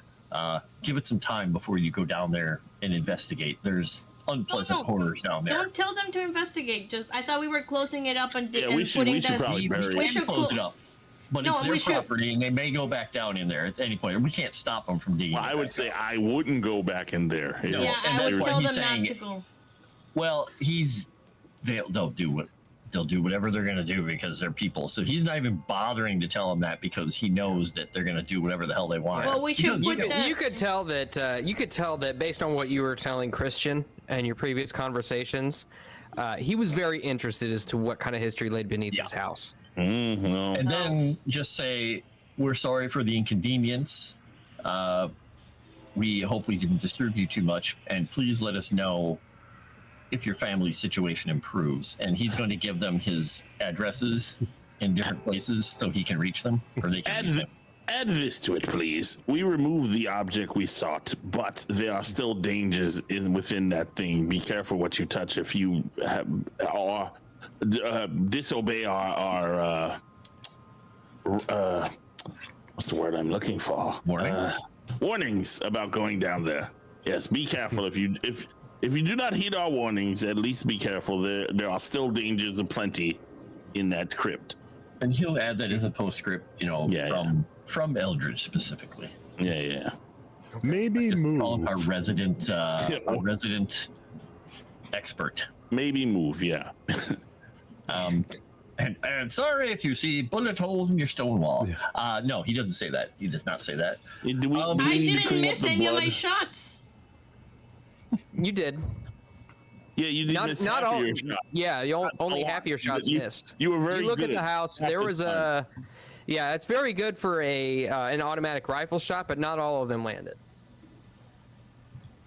Yep. That's just the nature of the beast. But so then after that, Clay's gonna leave that in the house, but then help get the bodies into the car, and then we're gonna go find some remote place somewhere and drive it out there and put it into the river. And then drive back into the city, and we're gonna have to make plans to get out of here as soon as we can, and get on a train. Well, I say we leave here now and just don't come back. Well, we're leaving here, but I mean leave France. Oh yeah, France. We can leave for the train tomorrow. We just need to know what day the next train is leaving. I don't know, So if it's tomorrow or. Should we check on Mustafa and Remy, or do you think they were Makriats all along? Well, we'll find out when we get to Clay's apartment. Yeah, if there's a Mustafa there. Which we should be prepared for anything when we get there, by the way. Yes, don't immediately shoot. I mean, you obviously can lead the way, you and your special friend. And I don't mean the hell. That's nice. Don't worry, I have a lot of experience doing this. I have no doubt, Alright. my dear. So, you all dump the bodies and the car into the Seine and make your way back to Paris to Clay's apartment. And as you make your way in, you are greeted by...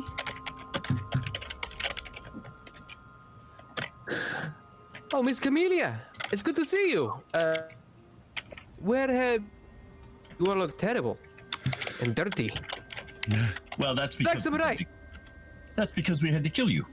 And he just jokes. I definitely laugh at that. Wow. Mustafa, old boy. Let me ask you a question. Have you had any visitors while we were gone?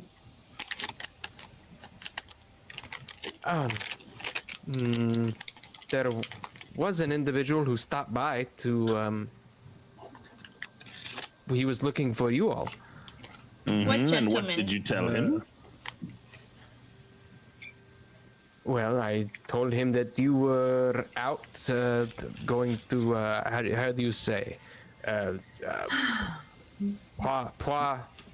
Yes. Did you happen to catch a name and what he looked like? I did not catch a name. He had a mustache. So you told a He was- perfect he was stranger where we also were, and you did not even ask his name. I pull out my gun. He said he had the. Oh no! He said he had an important message for you, and he wanted to deliver it personally, and he would not tell me what it is. He would not leave it with me. I told him. I said, leave it with me. Leave it with me. I will give it to him. He said, no. I will not leave it with you. It's very important. Please don't shoot me. Clay's just gonna kind of push Eldritch's gun down. It's like, I really don't want to find somebody to find a body in my home here. Okay. Well, you can always take Mustafa, him to the river. we're going to we're getting on a train tomorrow. Go pack. Do you think that's why? How do we know he's not one of them? I can. He did sell us out to the enemy. And I can go on a separate train from you. He There you had go. plenty of opportunity while we were sleeping, Mr. G. I Yeah, was that just was- trying. Yes, that was the old Mustafa. This might be the dead Mustafa. I can rise for you if make you feel more comfortable. You can always just take a separate train. What if we shoot him once, and if the bullet doesn't penetrate him, then we know he's okay? I mean, we know he's one of them, and if it hurts him, we'll fix it. Mr. Chi, there's been enough killing for one night. Peel a little bit of money off and just hand Mustafa a little bit of cash and say, maybe you'd better get a hotel for tonight. Yes, right away. And he grabs the money, he sprints over and grabs his bag full of stuff, takes a few clothes that were laying about his bag and stuffs them in. I yelled at him, rushes out the door. "Don't take my rice, you bastard!" You see as he's running down the hallway, you see a bag on the floor, half full of rice. I never trusted that son of a bitch. He almost got away with the rice. Gosh, Mr. Chi, you really shouldn't talk about Miss Camelia's boyfriend like that. You mean the one she shot or that one? That makes Clay laugh. Well, you know what? Let's pack and get ready to go. We need to make sure. I'll look at the paper that I'm sure is lying around to see at what time the next train is. Okay. Actually, see, it looks like there was a train leaving right around midnight. Okay. Dang. What time is it right now? Right now, after the events of earlier, it's about 7. Okay, we're leaving at midnight, guys. Pack quickly. And Clay, while we're packing, is just going to say, specifically to Jimmy, before this is over, we're probably going to see a lot more bodies. Some of them might be ours. I hope you're ready for this. Jimmy gulps nervously. Okay, Mr. York. Could you give me your family's address, please? His eyes blow up to like saucers. Okay. He doesn't like the implications of that. I put my arm around him and take a deep hit off my pipe. So Jimmy, what would you like on your tombstone in case you don't, I don't know, make it? At this, Jimmy swoons. He just collapses in your arm. Oh Lord. Yeah, he swoons.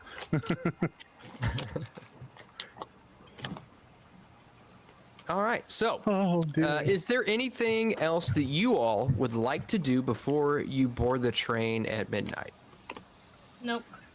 Send a telegraph to Archie telling him that we're getting on the train. Okay. And other than that, should we check on never mind, I don't care. the communist? No. Professor? Stock up on ammo. Would you get a tele... The Remy guy, I don't know. The one we hired. The one who we killed. Yes, communist. Oh, I don't remember. I'm Yeah, Jimmy's sure it'll gonna be stuff a fine. few pocketfuls of ammunition. Just however much he can carry. And Jimmy, as you're packing, you notice the feeling has not returned to your arm. Oh no. So is he just like flopping his arm around? Every so often, it feels like you have muscular control, but the most you can feel is little pins and needles that prick around on your hands, fingers, and arms. And the arm from the statue is a left arm? It is. Okay. A quick question on that. It's solid stone. It's not hollow like a China doll. It's solid. Correct. Yeah, it's relatively heavy. It's not as heavy as if it were made of pure stone. I assume that Eldritch, did you tell them what you kind of figured out about it with your rolls? No. Okay. Well, you can tell it's not made out of pure. It's probably made out of something else. So Clay but is yeah, going it is solid. On the broken part, is it a clean break or kind of a ragged break? It's kind of a clean break. He's gonna scrape that broken, like the edge where it would stick on, with Matilda, just scraping the stone to see if it actually is solid stone or not. Ceramic. It's solid stone, and even more. What's more, you don't notice any smaller pieces breaking loose. No dust on the edge of your blade. In fact, you would guess that if you scrape much harder, it will damage your blade. Wait, is it stone or ceramic? Smooth stone of some sort. Did I say stone?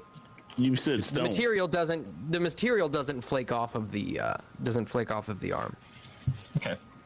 Special type of ceramic then. Although ceramic can break, technically. Clay is gonna get out one of his larger cases, like Yeah, well, he was saying it would have hunting been rifles in. part of the He's night going ball. to throw that on the table, throw some cloths on there, and then let Eldritch and whoever wrap this thing up so they can put it into whatever kind of bag so they can carry it safely. I wrap it like it would be an artifact to make it safe for transport and make it not too noticeable, and for Jimmy to be able to carry it without too much of a problem. Jimmy's like, what? All right. I will go through the painstaking process of cleaning all of my guns and getting them ready for the train Okay. ride. Jimmy wants All to. right. Jimmy's just gonna take his numb arm and thwack it against the wall a couple of times, see if the feeling comes back.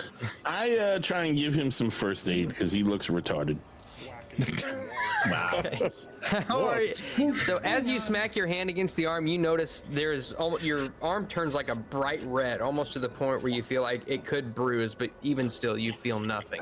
I should have rolled a thing, but I didn't, Jimmy. So sorry, buddy. Out of luck.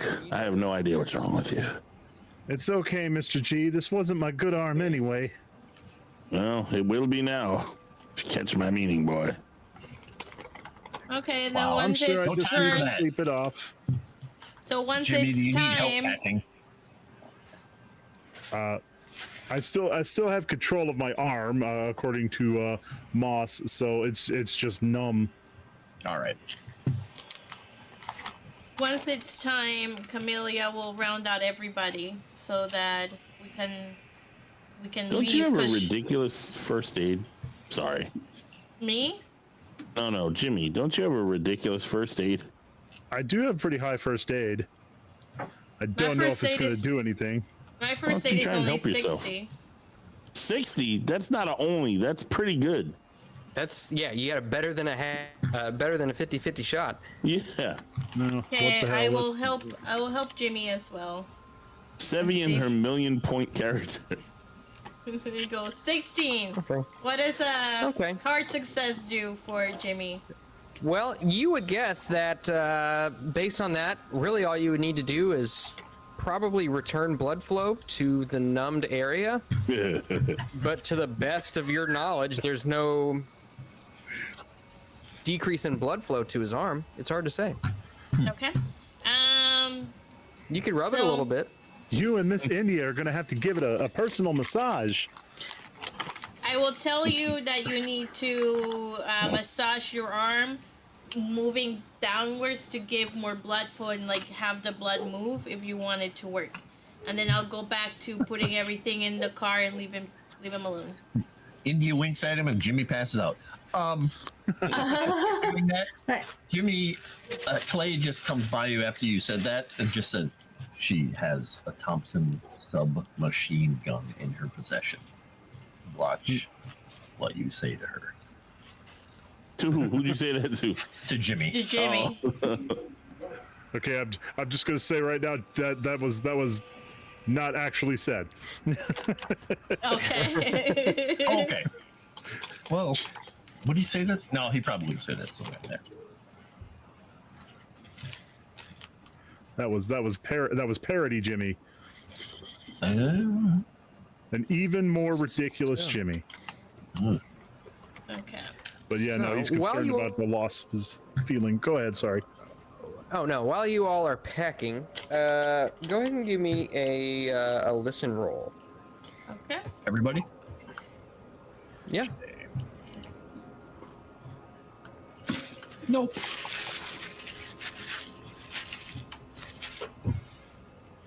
Regular I'm- success. Okay. I got a success of some kind. Dang it. I think I got Okay. like a 10 or something. Okay. So those of you who succeeded, You got 28. it's 28. Okay. So those of you who succeeded, before I say that, Sevvy, is it fun at all to succeed all the time? Yeah, seriously. Yes, it what is is that very like? fun. It's extremely understand? fun when it's an extreme success. Even if she didn't get joy out of that, just how much it destroys your soul gives her more pleasure than you could ever imagine, Moss. I'll get her. You are added to her list of DMs that she has destroyed. I'll get her. I'll get her. Wow, Moss. All right. Okay, so those of you who succeeded, probably not too long after you got back, probably around 7:30, 7:45. Wait. Hold on. I didn't get a listen roll, buddy. I was doing things. I just cannot get a good listen roll. I give up. So basically, Jimmy and me. So you both hear a bit of a commotion around 7:30 at night. Okay. Just outside the apartment. If you go over to the window, you look down and you can see a rather large crowd making their way in protest down the street. Okay, can I Well, do it a is spot France. hidden What's that got to do with me? to see what the protest is? Yeah, go ahead. I'll do that. I'll help, I guess.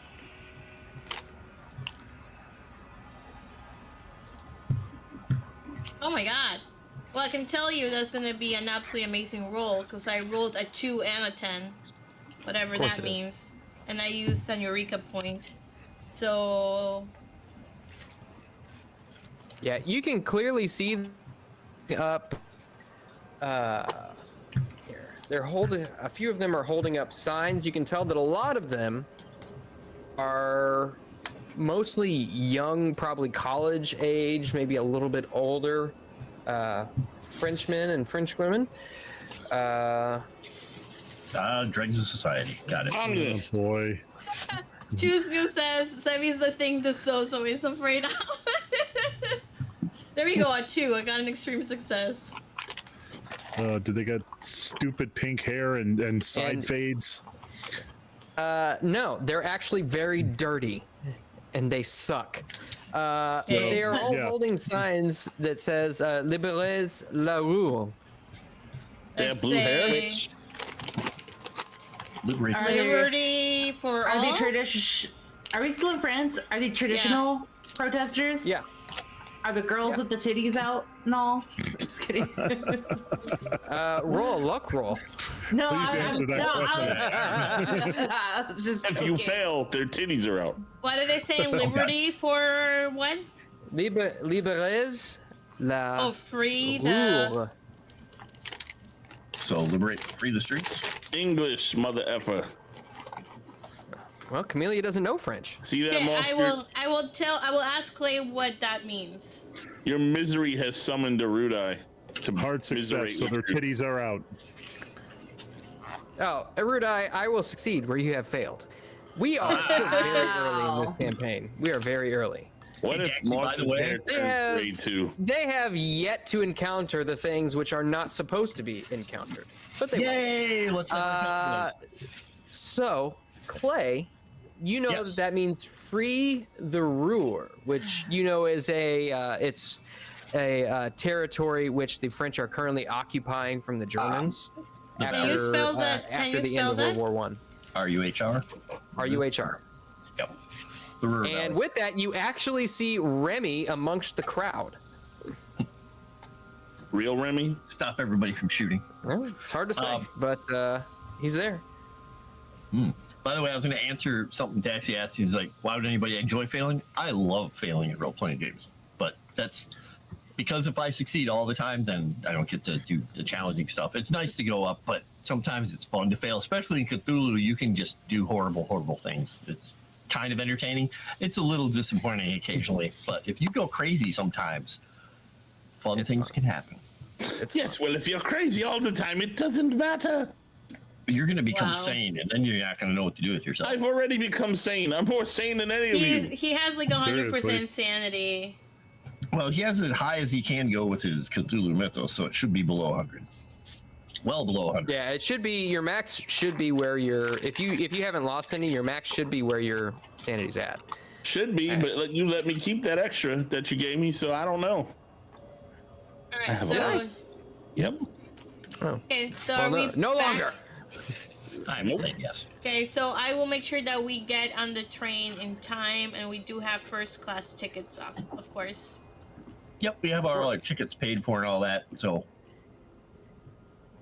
Okay, so we should be good. I gotta stop eating this popcorn. I'm probably making time passes, and you eventually make it to the Gare de Lyon, which is the train station at which the Orient Express waits. It's an exhilarating moment. The shining blue and gold train at the platform, the staff in their perfect button coats, gently ushering the passengers aboard. A band plays, and the general conviviality warms everyone against the cold winter night. Stepping aboard, you all bask on the heated train and admire the luxurious paneling and the comfortable berths.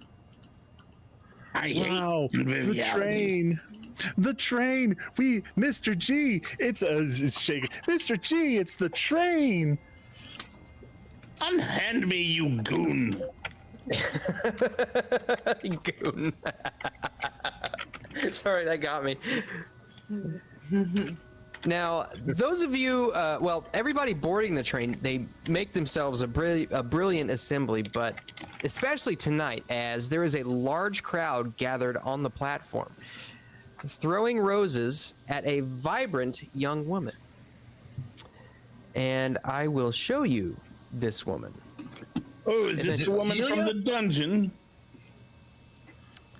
This is Miss Caballero. Just reach over and move Jimmy's jaw to closed position. This is ignore the name up top, but That's the name you said. We'll say you probably know her. This is Caterina Cavallaro, an Italian soprano, whom let's see, she has she has many Parisian admirers who are seeing her off. And she and her posse immediately make their way to the salon car. Now, I'll briefly kind of give you an idea of what all is on this train. So you've got a security car, you've got several sleeping cars. There is a dining car with several tables lining either side of a narrow walkway, tables which seat 4 and tables which seat 2. You've got 2 fourgons, one at the front and one at the rear. And you've got a salon car, which is sort of a bar/lounge area. And you've also got a cathedral car. Nice. Where is the luggage? The luggage is in the fourgon. You can see that your all's luggage, which, strangely enough, in the busyness of what's going on right now and having what seems to be a superstar boarding the train, it seems as though nobody's paying too much attention to what it is, but it looks like it's being put into the rear fourgon. Ooh. What is being placed in the rear fourgon? Your luggage. Okay. Okay. Calvino is riding on Clay's shoulder right now as they're hopping onto wherever we're supposed to be boarding the train. I don't know if it matters which car we board in. Everybody seems to be boarding into the sleeping cars. Given that it's this late at night, several people might want to go straight to bed. But as I'd said, there are a few people and a posse of Miss Caballero all making their way towards the salon car as well. Okay. Is some of that info also in the books you gave us, the Traveler's Companion? The Traveler's Companion, let's see. Or does it only have stuff about the places? So the Traveler's Companion goes over not necessarily the setup of the cars, but it does go over, it's got a menu at the very front of some of the yeah. food that'll be offered at meal times. And you've also got a list of staff, as well as a number of newspapers which are available to passengers. Where Excellent. is Okay. this? I'd like to. Under library and then books, and then it's the companion, the traveler's companion. No, I know I'm looking there, but where? It says It's menu. at the pretty Under close the to the player's front. guide heading. The first heading under player's guide, there's preface, menu, advice to travelers, newspapers. I'd like to, while Miss Covallaro is passing us by, Jimmy's going to take a little listen in, do a little eavesdrop, and see if maybe he picks up any juicy tidbits, pieces of gossip. Okay, go ahead and give me another listen roll. And I'm going to use one of those Eureka points.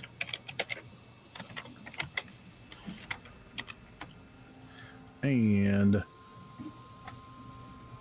let's see here. Ready, aim, listen.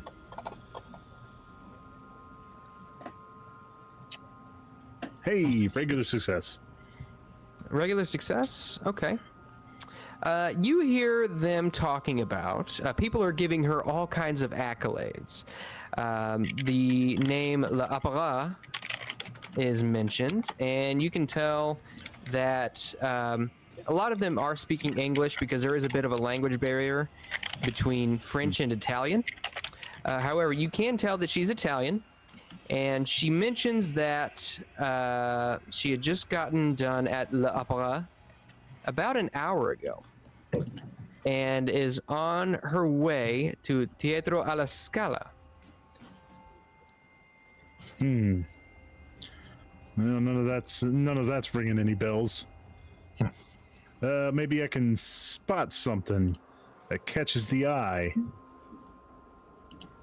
Okay. And you know what? Gonna go ahead and burn up that last Eureka point. Might as well. That's in Milan, by the way. Oh, okay. Did you Google that or did you know that? It's in the companion. Is that where we're headed? Oh, okay. Hard success. Hard success. Okay. What are you looking for specifically? Maybe. Oh gosh.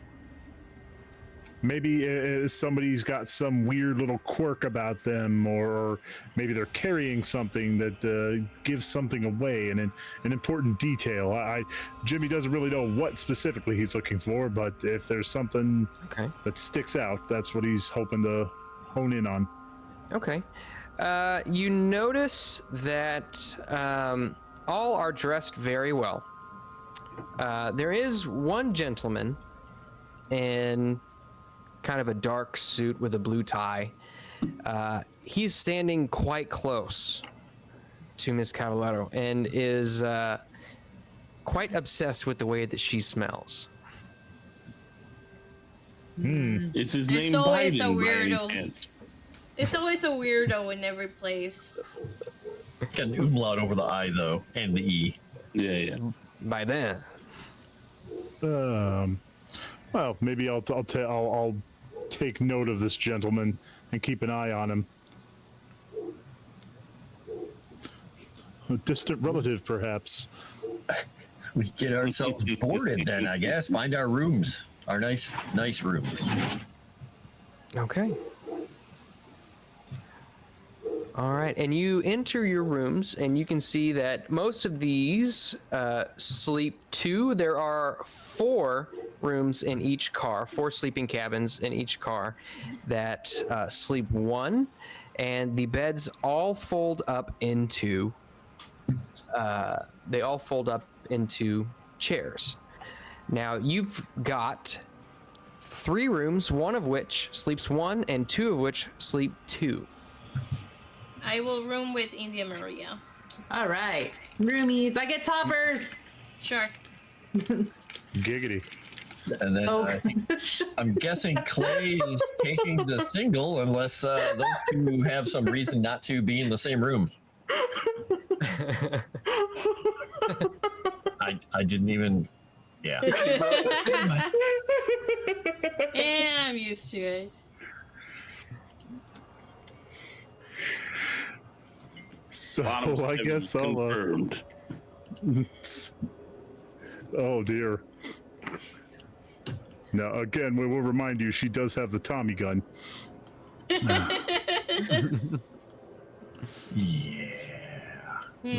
So Clay, you said you're taking the single. I'm gonna guess so because he has Calvino with him, and he technically paid for All of it. most, I think, all of it. And let you Well, two we have did. rooms. Yeah, I mean, you did pay for it, and then we got money from Professor Smith to cover it. That's true. So we gave you back that money that you paid for the train. True. Well, Mr. G, I guess it's you and me. Something here. Oh joy! I cannot wait. Okay. I read my book. Quick question. So, Okay. I'm assuming that after everybody's on board and the train gets running through, what are the procedures for checking luggage? What do you mean? Like Well- how you get back in there, or? Yeah. Yep. Like, do I need an escort, or can I just go down there? So you would know that there are typically a lot of the crew also sleeps in the foregons. Oh. So it's not necessarily guarded per se, but it's not left alone either. Okay. Where's the cat? He's in With- the room. with He's Clay. been riding on Clay's shoulder. Yeah. I will go to the luggage to check on my flamethrower in any event. Okay. Give me just a second because my Fantasy Grounds is not responding. Oh no. You just hear giggles and squeals when she opens it up. She's like, "Ee." Just, "Ee." I'll be right back. I gotta check and see if Kelvin wants to come in. Okay. So, Oh, the GM is no longer in control. The world is ours. We can do whatever we want. Yes. Tommy guns for everyone. Yay! Tommy guns and flamethrowers, dual wield.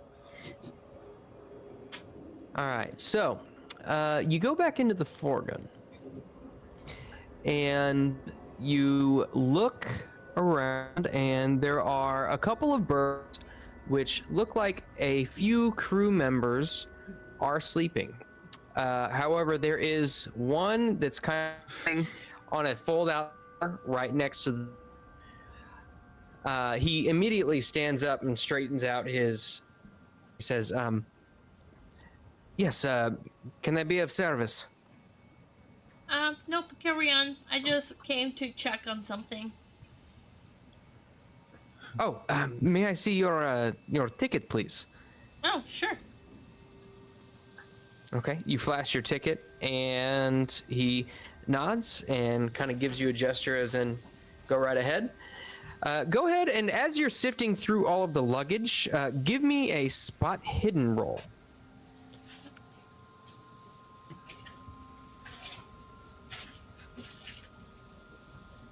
Okay, I got either 41 or 5. Okay. A 41 or a 5. There you go. It was a 40. It was a 40. A Yeah, 41. Okay, so that is a hard success. That's what you needed. So eventually, after sifting around for probably about 5 minutes, moving luggage off top of boxes and crates, you eventually come across a crate, probably about 2 feet by 4 feet, and stamped on the lid off in the corner is what looks to be a brand of a dove. Okay. Bless you. Bless you. Thank you. Alright. I will open the crate and hope that it came with like a backpack to hide it. Okay. The crate is actually nailed shut. It seems as though whoever put this here probably didn't want it being easily checked. That makes sense.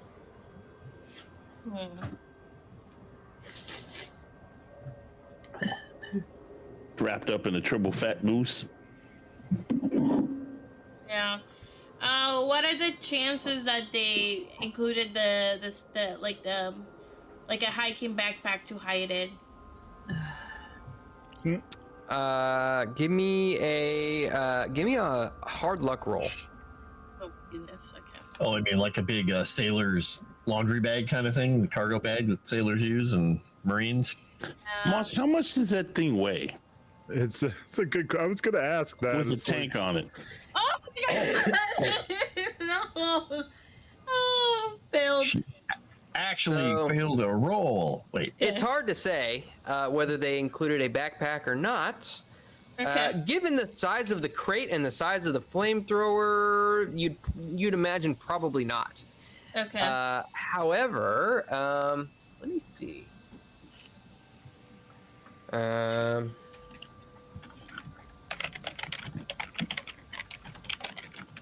Let me see here.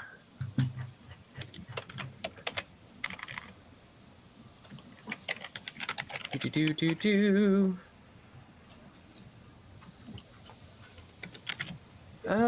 Tracy says she just failed it to throw everybody off. Let's see. Firing range, feed system, mass. It's about 70 pounds when it's full. Can she even carry that? I think we're gonna have to strap it to a truck or something. That is a good question. Chances are she probably wouldn't be able to carry much else if she was carrying that. Yeah. All right. Well, now I know it's here. I have to figure out a way to get it off here. Maybe we can strap it somewhere later. Like Okay. some type it of gets device. lighter as you burn the fuel off. That's true. The That more is you true. use it, the lighter it gets. Yep. All right. I will head back to my room and go to bed. Which is incentive to use it, by the way. Okay. But first she says good night to the flamethrower. Yeah, I'll Mommy say loves good night. Sounds good. Sit And in bed. do you all go to sleep? As Tuzno says, she higs it. I read the book. I hug Okay. the crate before I leave, and I'll say soon, my darling, soon, and then I'll leave. The attendant looks at you strangely. Because someday you might actually let me get some knowledge from this stupid book. Never. And Clay is going to spend. What did I the tell you? evening Like 3 writing up weeks? Things. Did it take you like 3 weeks to do a full research? Something like that. Yeah. Been like 6 hours. No, wait. Clay is basically going to be writing until sleep. And in Okay. fact, if he can get some food delivered, because he wants something nice for, he promised Calvino something nice. So I'm going to look at the menu here real quick. Get him I a steak. think there was salmon in here. Yeah, there is salmon. They have baked fillet, salmon fillets with mayonnaise. I tell them, that will be fine. If Calvino doesn't want the mayonnaise, we'll just scrape it off. You know that these foods are not actually served outside of mealtime. Okay, so he'd have to get something else. Yeah. However, they do offer simple snacks, like if you wanted bread and cheese, or if you wanted some wine brought to your cabin, they could definitely do that. I'm sorry, did you say bread and cheese? Bread and cheese. If they have Oh, anything boy. small like that, even if they have simple things like smoked salmon or something, nothing like an actual meal, something they can just lop a piece off and put it with the cheese and stuff. Well, I think we watched a video all about the kinds of cuisine served on the Orient Express. Was he? We did? Yeah, Yeah. quite a vast Sevvy put a array of delicious I did. things. If you It watch, was really good. I kind of want to make it, or somebody to make it. Particularly the potato one. Like the mashed potatoes are like in a little like dollop in a way that are just baked. Yeah, the way that looked, it was looked really good. Just But eventually, whatever a it doesn't servant, cause. Sorry, go ahead. Oh, you're good. Eventually, a servant comes to your room, Clay, carrying a plate full of bread and cheese and a bit of smoked salmon on a silver platter.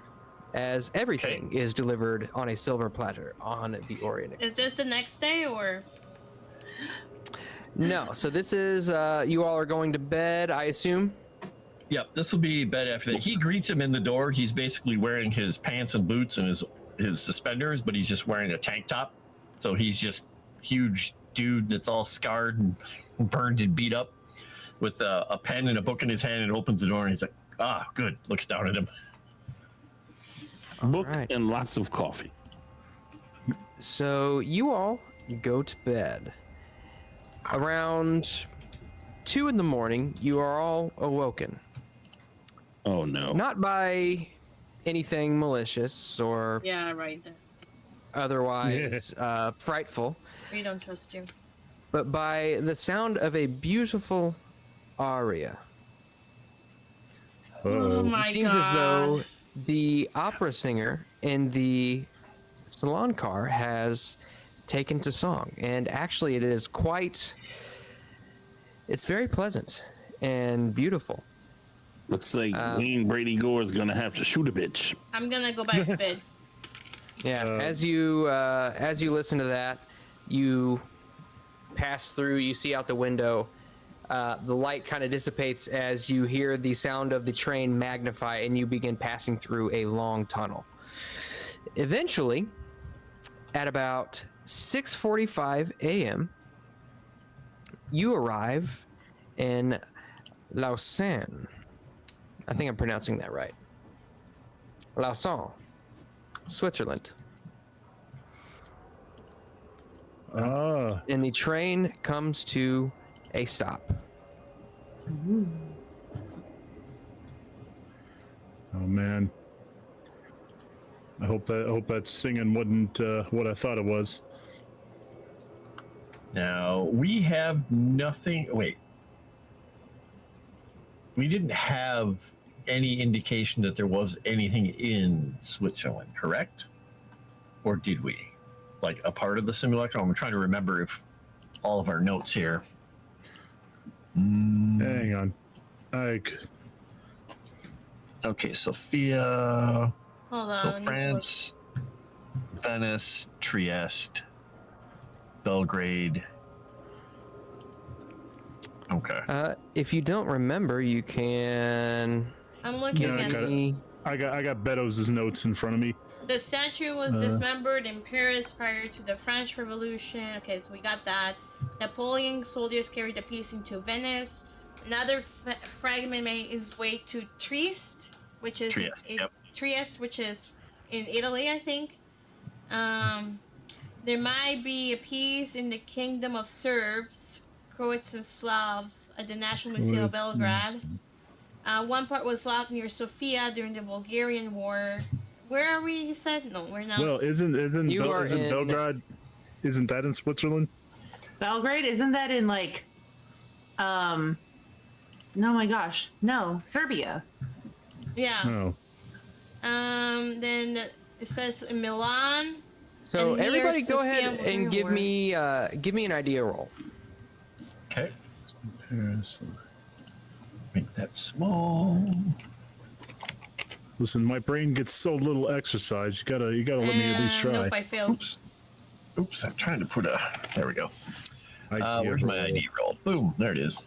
Where do I find ideal roll? I succeeded. Up on the It's main remain. page.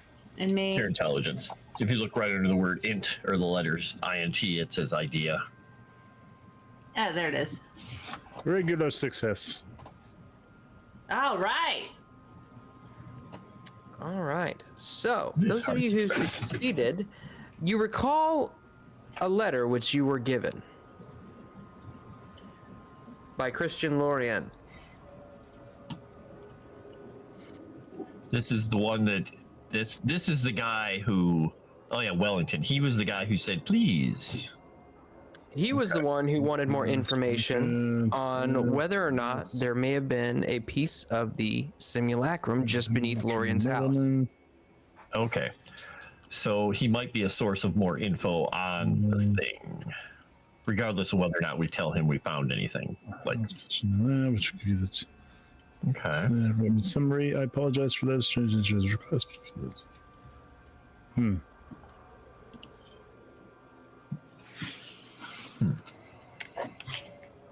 Do we know how long the train stops here? Is it just for the day, or? Well, there are multiple trains which pass through the area. Yeah. So even if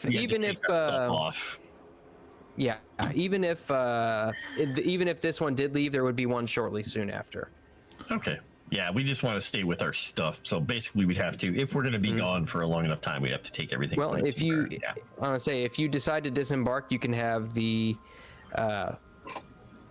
attendants here see to your luggage and make sure it gets off the train. Okay. Where do you see that he's from Switzerland? So You we're dress looking up for at the some top. German guy, yeah. Oh. Is he German? Yeah, okay. Rue Street. Lucerne, Switzerland. You know, Jimmy, you you are the keeper of the peace. You need to guard that with your life, dear boy. Do you think you can do that? Well, I mean, I already guarded it with my arm. Well, I think we should definitely...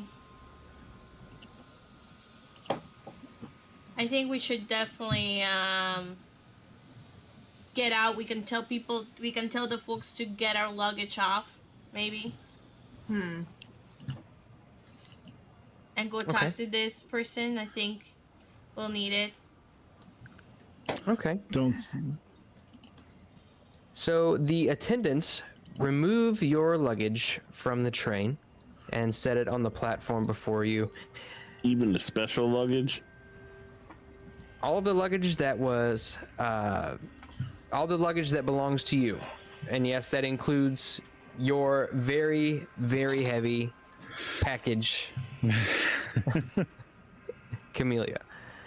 Okay. Yep. No. Yep. I would think Jimmy.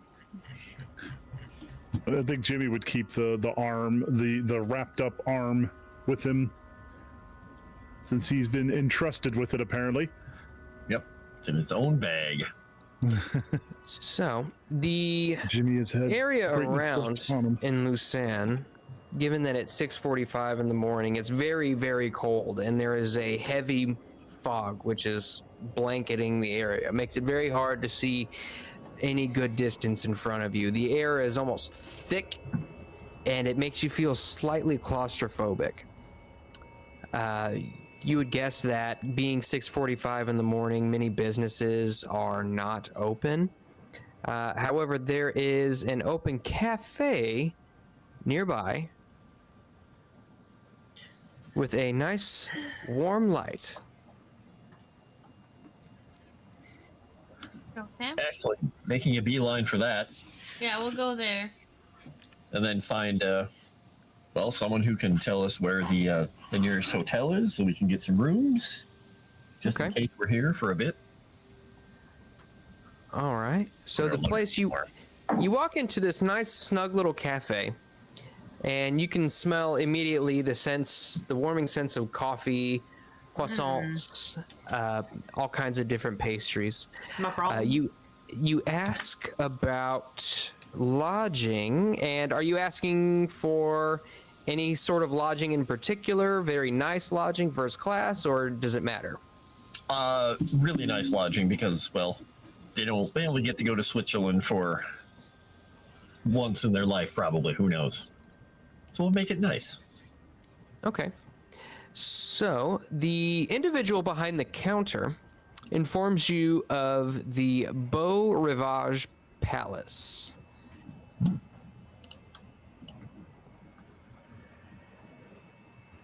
Can you write it down, please? Let me see if I will copy this.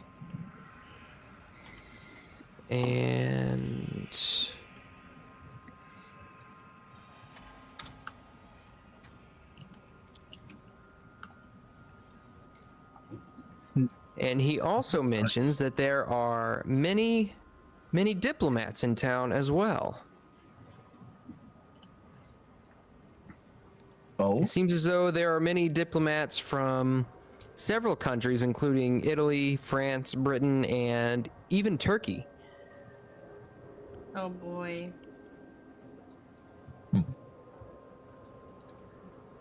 said that Okay. they're Can't potentially see. working on best that he knows. It seems as though they're. Rumor has it that they're working on some sort of treaty. Okay. Is there a newspaper that I can grab over here that I can read in English? Sure. We'll say that there is. Is there any type of headlines on this treaty thing or why the diplomats are here? Yeah, so you search through the newspaper and you quite quickly find, just as I said, that there is something called the Conference of Lucerne currently being held, attended by representatives from Turkey, Britain, Italy, and France. According to sources close who are familiar with the thinking of these diplomats, its purpose is for the eventual outcome of what is to be called the Treaty of Lucerne, which will, in effect, establish the Republic of Turkey. Okay. And after we get that info, Clay is going to ask the person about the address of this Wellington person. Where would we find this? He looks at it and he says, "Oh, that's the old taxidermy shop. Wellington, the Englishman, runs it." Ah, interesting. Yeah, just head down. Rue Saint Etienne is just 2 streets down. Keep following that towards the Belvedere, and you'll be there. Excellent. Give What him time do they open? a couple of francs. Oh, normally he opens the door around 9 o'clock in the morning. We can enjoy some breakfast, and we can make our way casually there if we need to stop by anything, see a sight on the way if you want to. Okay. All right. So you can order whatever you'd like. Like I said, they have coffee, warm milk sprinkled with chocolate. Sounds very nice. Coffee. The rising sun struggles to pierce the dense blanket of mist shrouding everything. The atmosphere is kind of daunting and alienating as the sun begins to rise up higher and higher, but you feel momentarily out of place. However, around 9 o'clock in the morning, you make your way down Rue Saint Etienne, number 50. The building is on a cobblestone street on a quiet corner on, let's see, it's a quiet corner on the side of town. You see a sign on the side of the building which marks it as Wellington Fields, taxidermy, 50 Rue Saint Etienne. You look Okay. and you see that the shop window is dark and doesn't have any sort of displays or anything, but heavy crimson curtains prevent any view of the interior, and similar curtains cover the window on the door. A small sign in several languages declares that the shop is open. Okay. That's where Real we're quick, about to do I was looking to see here because the museum and library and stuff is open Wednesday, Saturday, and Sundays in this place. What day Today is is it Friday. right now? Today's Friday. Okay, so tomorrow, if Eldritch needs to go to a library with Jimmy, there will be one open. I'm At least also that one, looking. anyway. They have a first-class restaurant called the Rue Haldimand, and they have Le Chat Noir, which is a large coffee shop near Musée Orient. It's Switzerland. Yep, you are in Switzerland, and you're Sounds actually all pretty Frenchy. close. You're pretty close to the border between France and Switzerland, but you're just inside Switzerland. Okay, so we can still smell the garlic. Yes. All right, well, enter the place since it says it's open. Okay, so you open the door, and entering, you feel like you step into an entirely different world. It's a very eclectic collection of taxidermied animals. As you walk in, the room is just blazing hot as a fire burns inside. The smell of formaldehyde assaults your nostrils.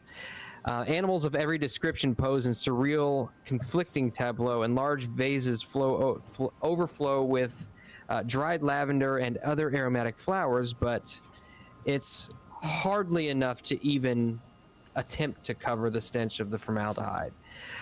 You see an individual working on what looks to be a stuffed bear. He says, yes, welcome to my taxidermy shop. How can I help you? Just extend a hand out, pull his glove off and extend a hand out and just say, York, Clay York. Clay York, you're the one who, you're the author, right? Just nods. Oh, well, my brother William, he loves your work. I would love to introduce you all. Say, why don't we, he takes his gloves off and he shakes your hand, gripping it with both hands hurriedly. He says, why don't we all make our way upstairs to my living space and we can have some tea, yeah? Excellent. And just introduce everyone briefly. Okay, and let you the look at ladies him. go first. Okay. He opens the door, and as you pass by, he has very little hair on his head, and you can see dark circles ring around his eyes, giving him kind of a haunted look. Basically, the entire time you've been talking to him, which hasn't been long at this point, but you can tell based on the smell that kind of emanates from him in his current state, he is quite the chain smoker. He's currently got a cigarette in his mouth. And there's something about his movements that seems almost oppressive, but he's been perfectly polite. And you can tell that there's a little bit of reservedness, almost maybe a shyness in the way that he moves and speaks.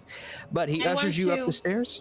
I want to do a spot hidden as we're kind of moving along to kind of see if something is odd about him, because now Camellia is thinking he's a zombie pretending to wear a human body.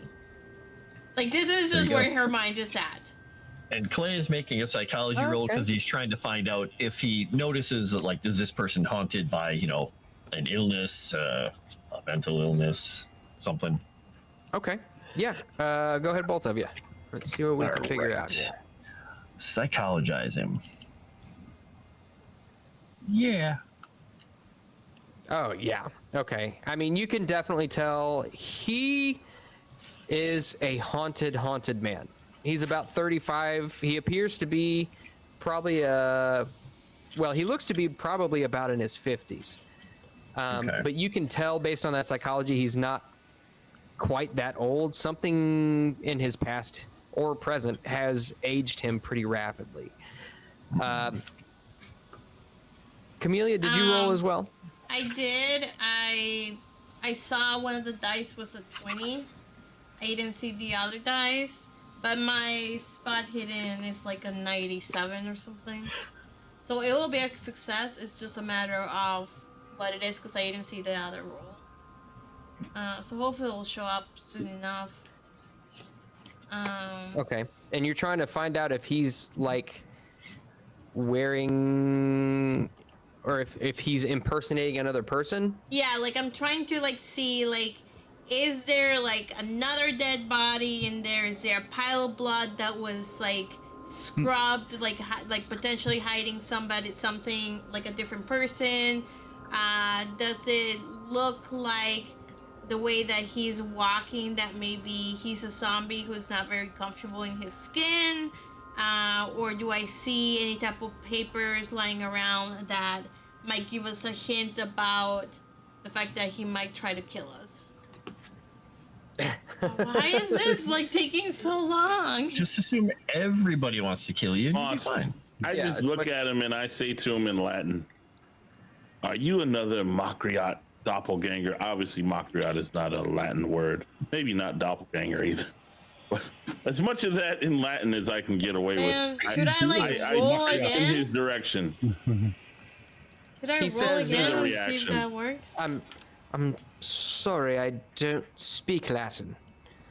Yeah, I mean, you can try rolling again. I'm not sure why that's not popping up. I'll do a I list. Would it got- have been a success? Yeah, I got a 1 and a 70. I don't know why it's not loading. Just for shoots and ladders here, I'll do a listen to see if I see somebody screaming for help in the basement or something. Okay. I'm gonna do a spot hidden to see if he has Hard any success. scimitars or daggers on him as well. That's a good one, actually. Although I barely got a success. Okay. You can tell, Eldridge, you can tell that he is not currently armed. Okay. And then Jimmy, all you can hear is the sound of a boiler downstairs as the fire roars within it and heats up the downstairs room to an almost unbearable temperature.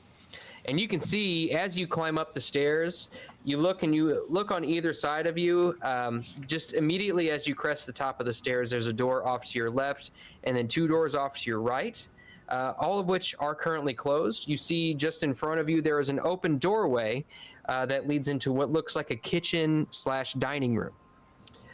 Edgar, he ushers you into the kitchen/dining room, and you look inside. You see a very normal-looking arrangement. It's got a range. It's got a smallish table with 4 chairs seated around it. I just spit all over my desk. I don't know if you can see that on my camera. The window is currently open all the way to kind of let some of the heat out that's emanating up through the floor from the downstairs. And you see an individual sitting at the table. His head is almost kind of like an oblong shape. And he's currently wearing a hat, almost like a bowler hat. And he stares at Clay as he enters the room Okay. with an Oh, emotionless there face. we go. I got an extreme success. Yay. Okay. All right.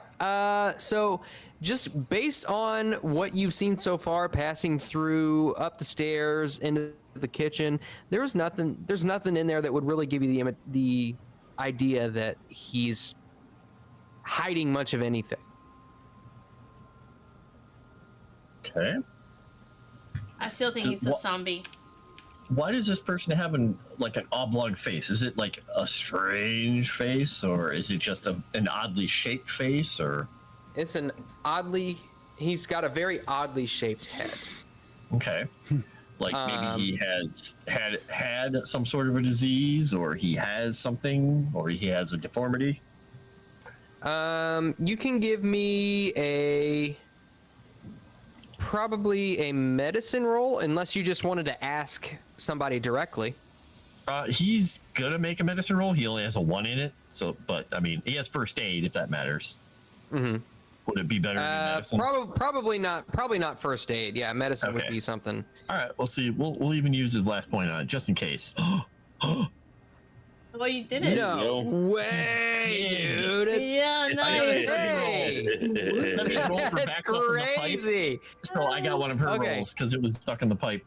There you go. So, based on the shape of his head and what you know about the Great War, it seems as though this individual is probably a veteran and probably Okay. had a very bad injury, which caused him to have some sort of a procedure done in order to basically keep him alive and restructure what is left of his head.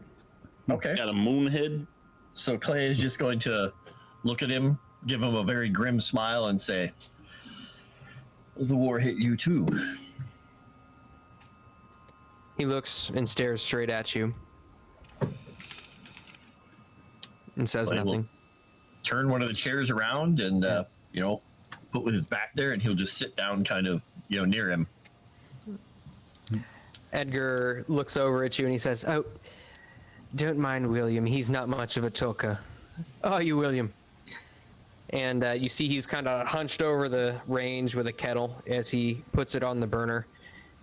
And he says, give us a few minutes, let the kettle get going, and we'll have us some tea. Now, tell me, what brings a famous author and his compatriots to Lucerne? Your letter to a certain doctor in France concerning a certain item or place that you were interested in. Are you collecting? Can you say that again? Are you collectors as well? Enthusiasts? Oh. Well, did you by chance come across anything while you were at the Lorians? Unfortunately, they didn't respond to my letter, so I am curious as to if what I had heard about their property was correct. There was nothing there, but I'm kind of curious what information you found. Oh, I came across a certain scroll, and it had mentioned something about something called the Sedefkar Simulacrum. In my researches, it led me to that address. Some old German nobleman to live there, and apparently last known owner of the simulacrum. Gore wakes up from an apparent Can stupor. we see the scroll? and looks over at the guy and says, Mr. Wellington. I presume. Yes, she looked over at Chameleon and he says, I'm afraid that I've got some interested parties in the scroll.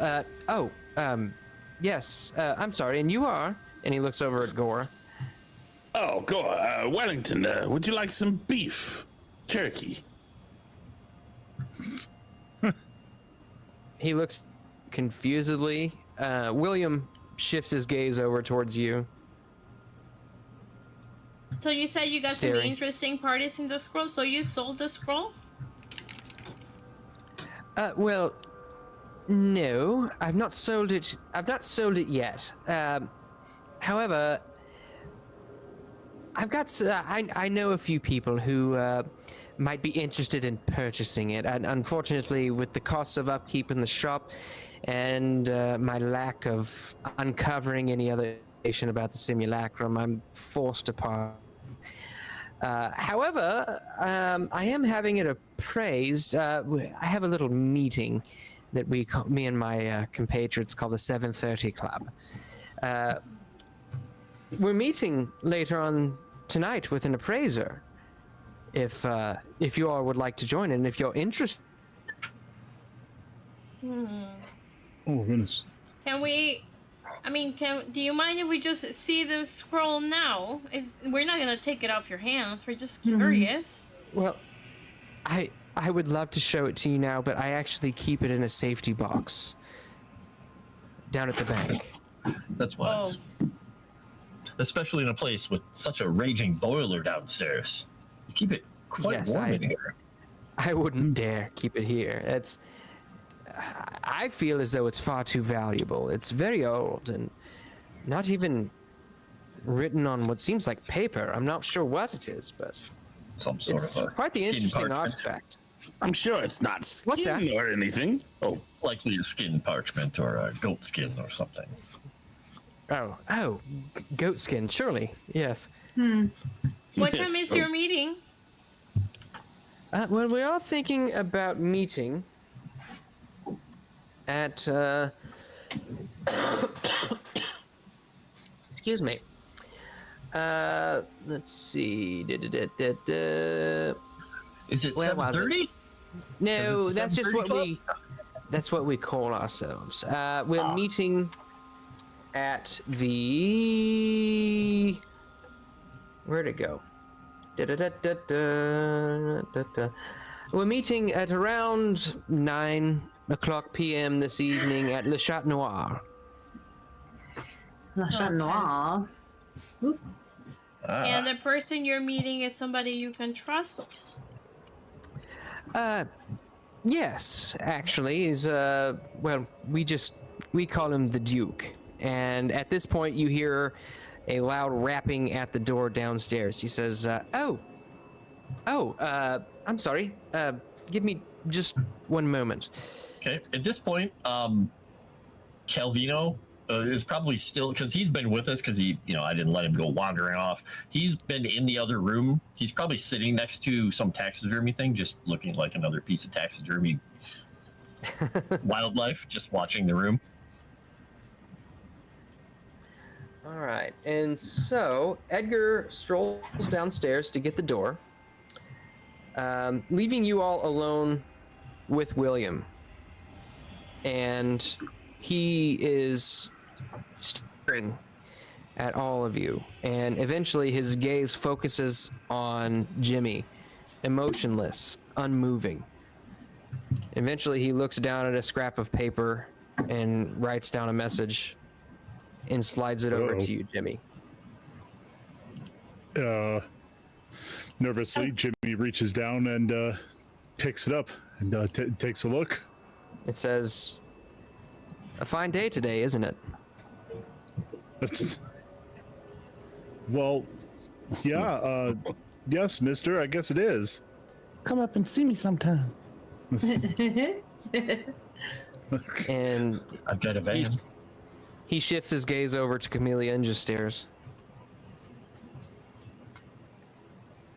And about 10 minutes of this uncomfortableness later, Edgar returns with a large Frenchman, introducing him as, this is my old friend, the Duc d'Assens.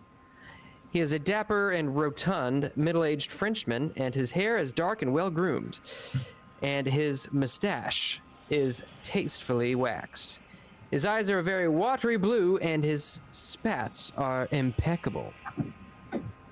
And with that, we'll go ahead and call an end to tonight's session as the Duke enters the room. Ta-da.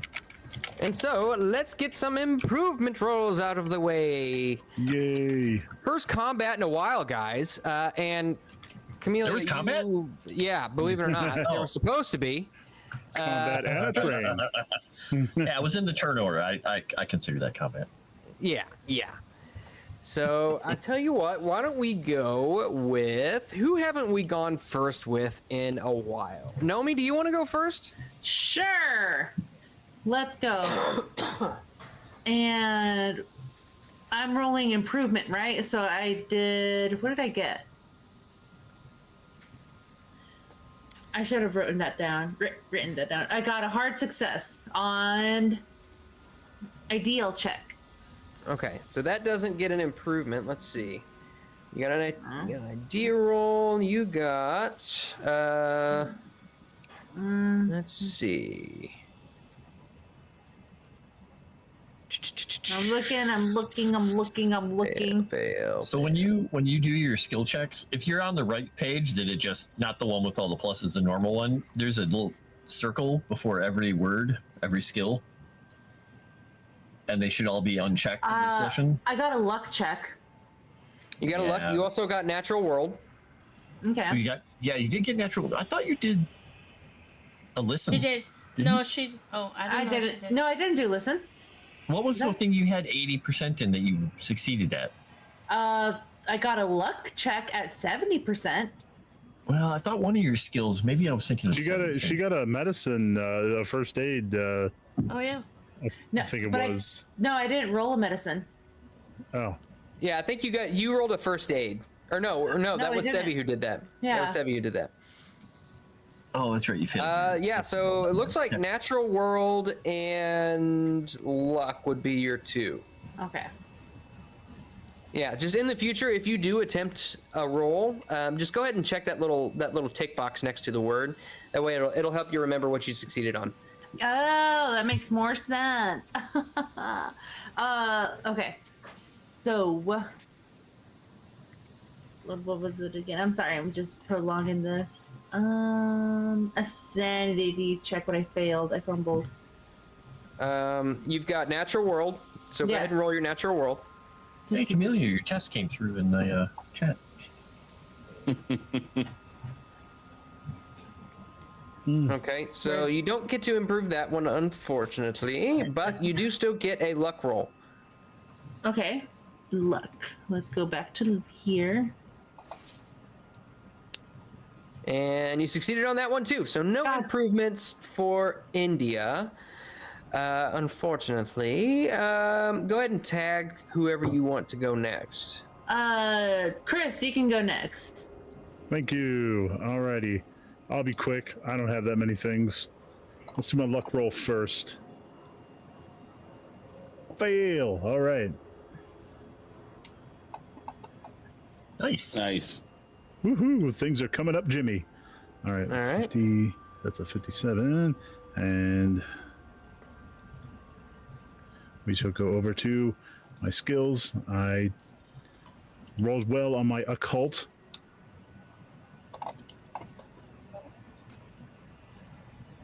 Hey, all right. And I learned something from it. Nice. Ooh, 6 6 magical already. points. And listen again. That one, man, I think I've almost got that maxed out. Yeah. All right, okay, so just the occult. All right. All right. Very nice. Frost. All right, we got 3 of them to go. We'll go with medicine first here because he's got 1% in it. Hey, look at that. You failed. Wow. Wow. Look at that. Okay, that's a nice That's thing good. to improve on. Let's see. Occult, he's got a low skill as well, so hopefully he'll succeed. Nice. And a whole point. Better than nothing. But a point is a point, and psychology, if he succeeds, is going to be kind of amazing. Yeah. So, no. And then we go with luck. Where's this luck? 50-50 chance of getting in here. Hey! Oh, wow. Nice. All right, and I'm gonna throw it at Sevvy. Firearms. That will not succeed no matter what. I mean, I know it kind of sucks, but like, I think I'll roll and then 62 potentially first aid. Maybe I failed that one. So to be determined. I'll listen. I have a 90, which that one not, because it's either a 43 or a 34. Persuade, I have, nope, that will not work. And spot hidden, I got a potentially a 90, which would not. So maybe first aid will improve. Whenever they show up, I'll verify. Then I'll roll luck. And potentially got a 47 or a 74, which is not enough. So I might have only one roll to improve. And if first aid improves, I'm gonna roll a d10. And it'll go back by 8. So I'll just wait for confirmation on that one. All right. Very good. Go ahead and tag somebody. It's like real world travel times in the 1920s for her rolls. Yeah, no kidding. Who hasn't Wait got for the JT? telegram. I think JT JT, is yeah. Is JT the only one? Yeah. our guy. Unless you get to make some rolls for all the dead guys. No? Oh. It was a good roll, though. Just not a great roll. It was something. Nope. Dang. Is that the only thing you succeeded on was spot hidden? Yep. Okay. And luck. All right. So we'll start from the last and go forward. JT, let everybody know where they can find you. In bed. Anywhere Crate and else? Smoking Barrel tomorrow on Dragon's Tavern Live. And then on Friday, Mummy's Mask on Gene G Titties. And after that, some Kaiju Watch on my channel, which will be fun. And I don't know if we're doing anything Saturday. And then Rift's coming up soon. Very soon. Oh, it was at 3:30. 26, so I did not succeed on first aid. Damn it. Okay. And I will pass it to the wizard. Well, hi, I'm a wizard. I'm Froste. You can find me here on Mondays doing this kind of stuff and making all kinds of ape noises at Clay when he gets disturbed by things that make noises and set him off. And also making Jimmy uncomfortable, which is, half of his job, maybe. And you can find me on Tuesdays and Thursdays on Geeks and Gamers Tabletop and Moonskull, respectively, from 5 to 7, doing Frost Written, the Legend Seeker lore streams that I do over there. And occasionally just check me out on Kick and Twitch, and you'll find me playing all kinds of weird games with, lately, a lot of times with JT, trying to keep him alive or trying to kill him, alternatively. And let's see. I'm going to throw it at Nomi because she has her arms behind her head and she's yawning. It's perfect timing. Oh, man, you caught me. Hi, you can catch me on Twix at Nomi Without You every Monday here with Moonskull until we all die. Or someone dies, I'm not sure. But you can catch me here doing Call of Cthulhu. Excuse me, every Thursday on my channel at YouTube or at Nomi Without You. We have Dames and Dorks. We do have a special guest this Thursday that's some of y'all might be very familiar with. I cannot confirm. I cannot confirm that he is a Fed or not, but just come through if you want to. Let's see.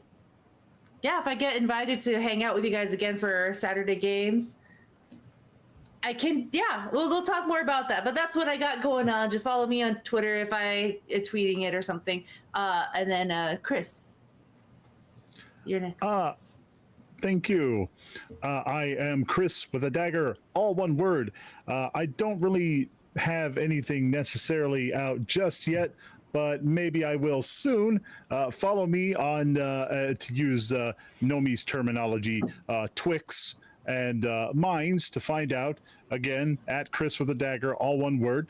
That's pretty much, and of course, Monday nights with these wonderful folks and JT to play Call of Cthulhu. And I will pass it on down to, did we already do JT? Oh, yeah. Yes, we did. So I guess that leaves you, Sevvy. All right. Hello, everyone. I am Sevvy. You can find me at Geeks and Gamers Tabletop on Thursdays and Fridays for tabletop games. Then Sundays for Pokemon. Then over at Moonskull, Saturdays for Star Wars. Mondays for Call of Cthulhu. And then we do have our podcast show Wednesday After Dark.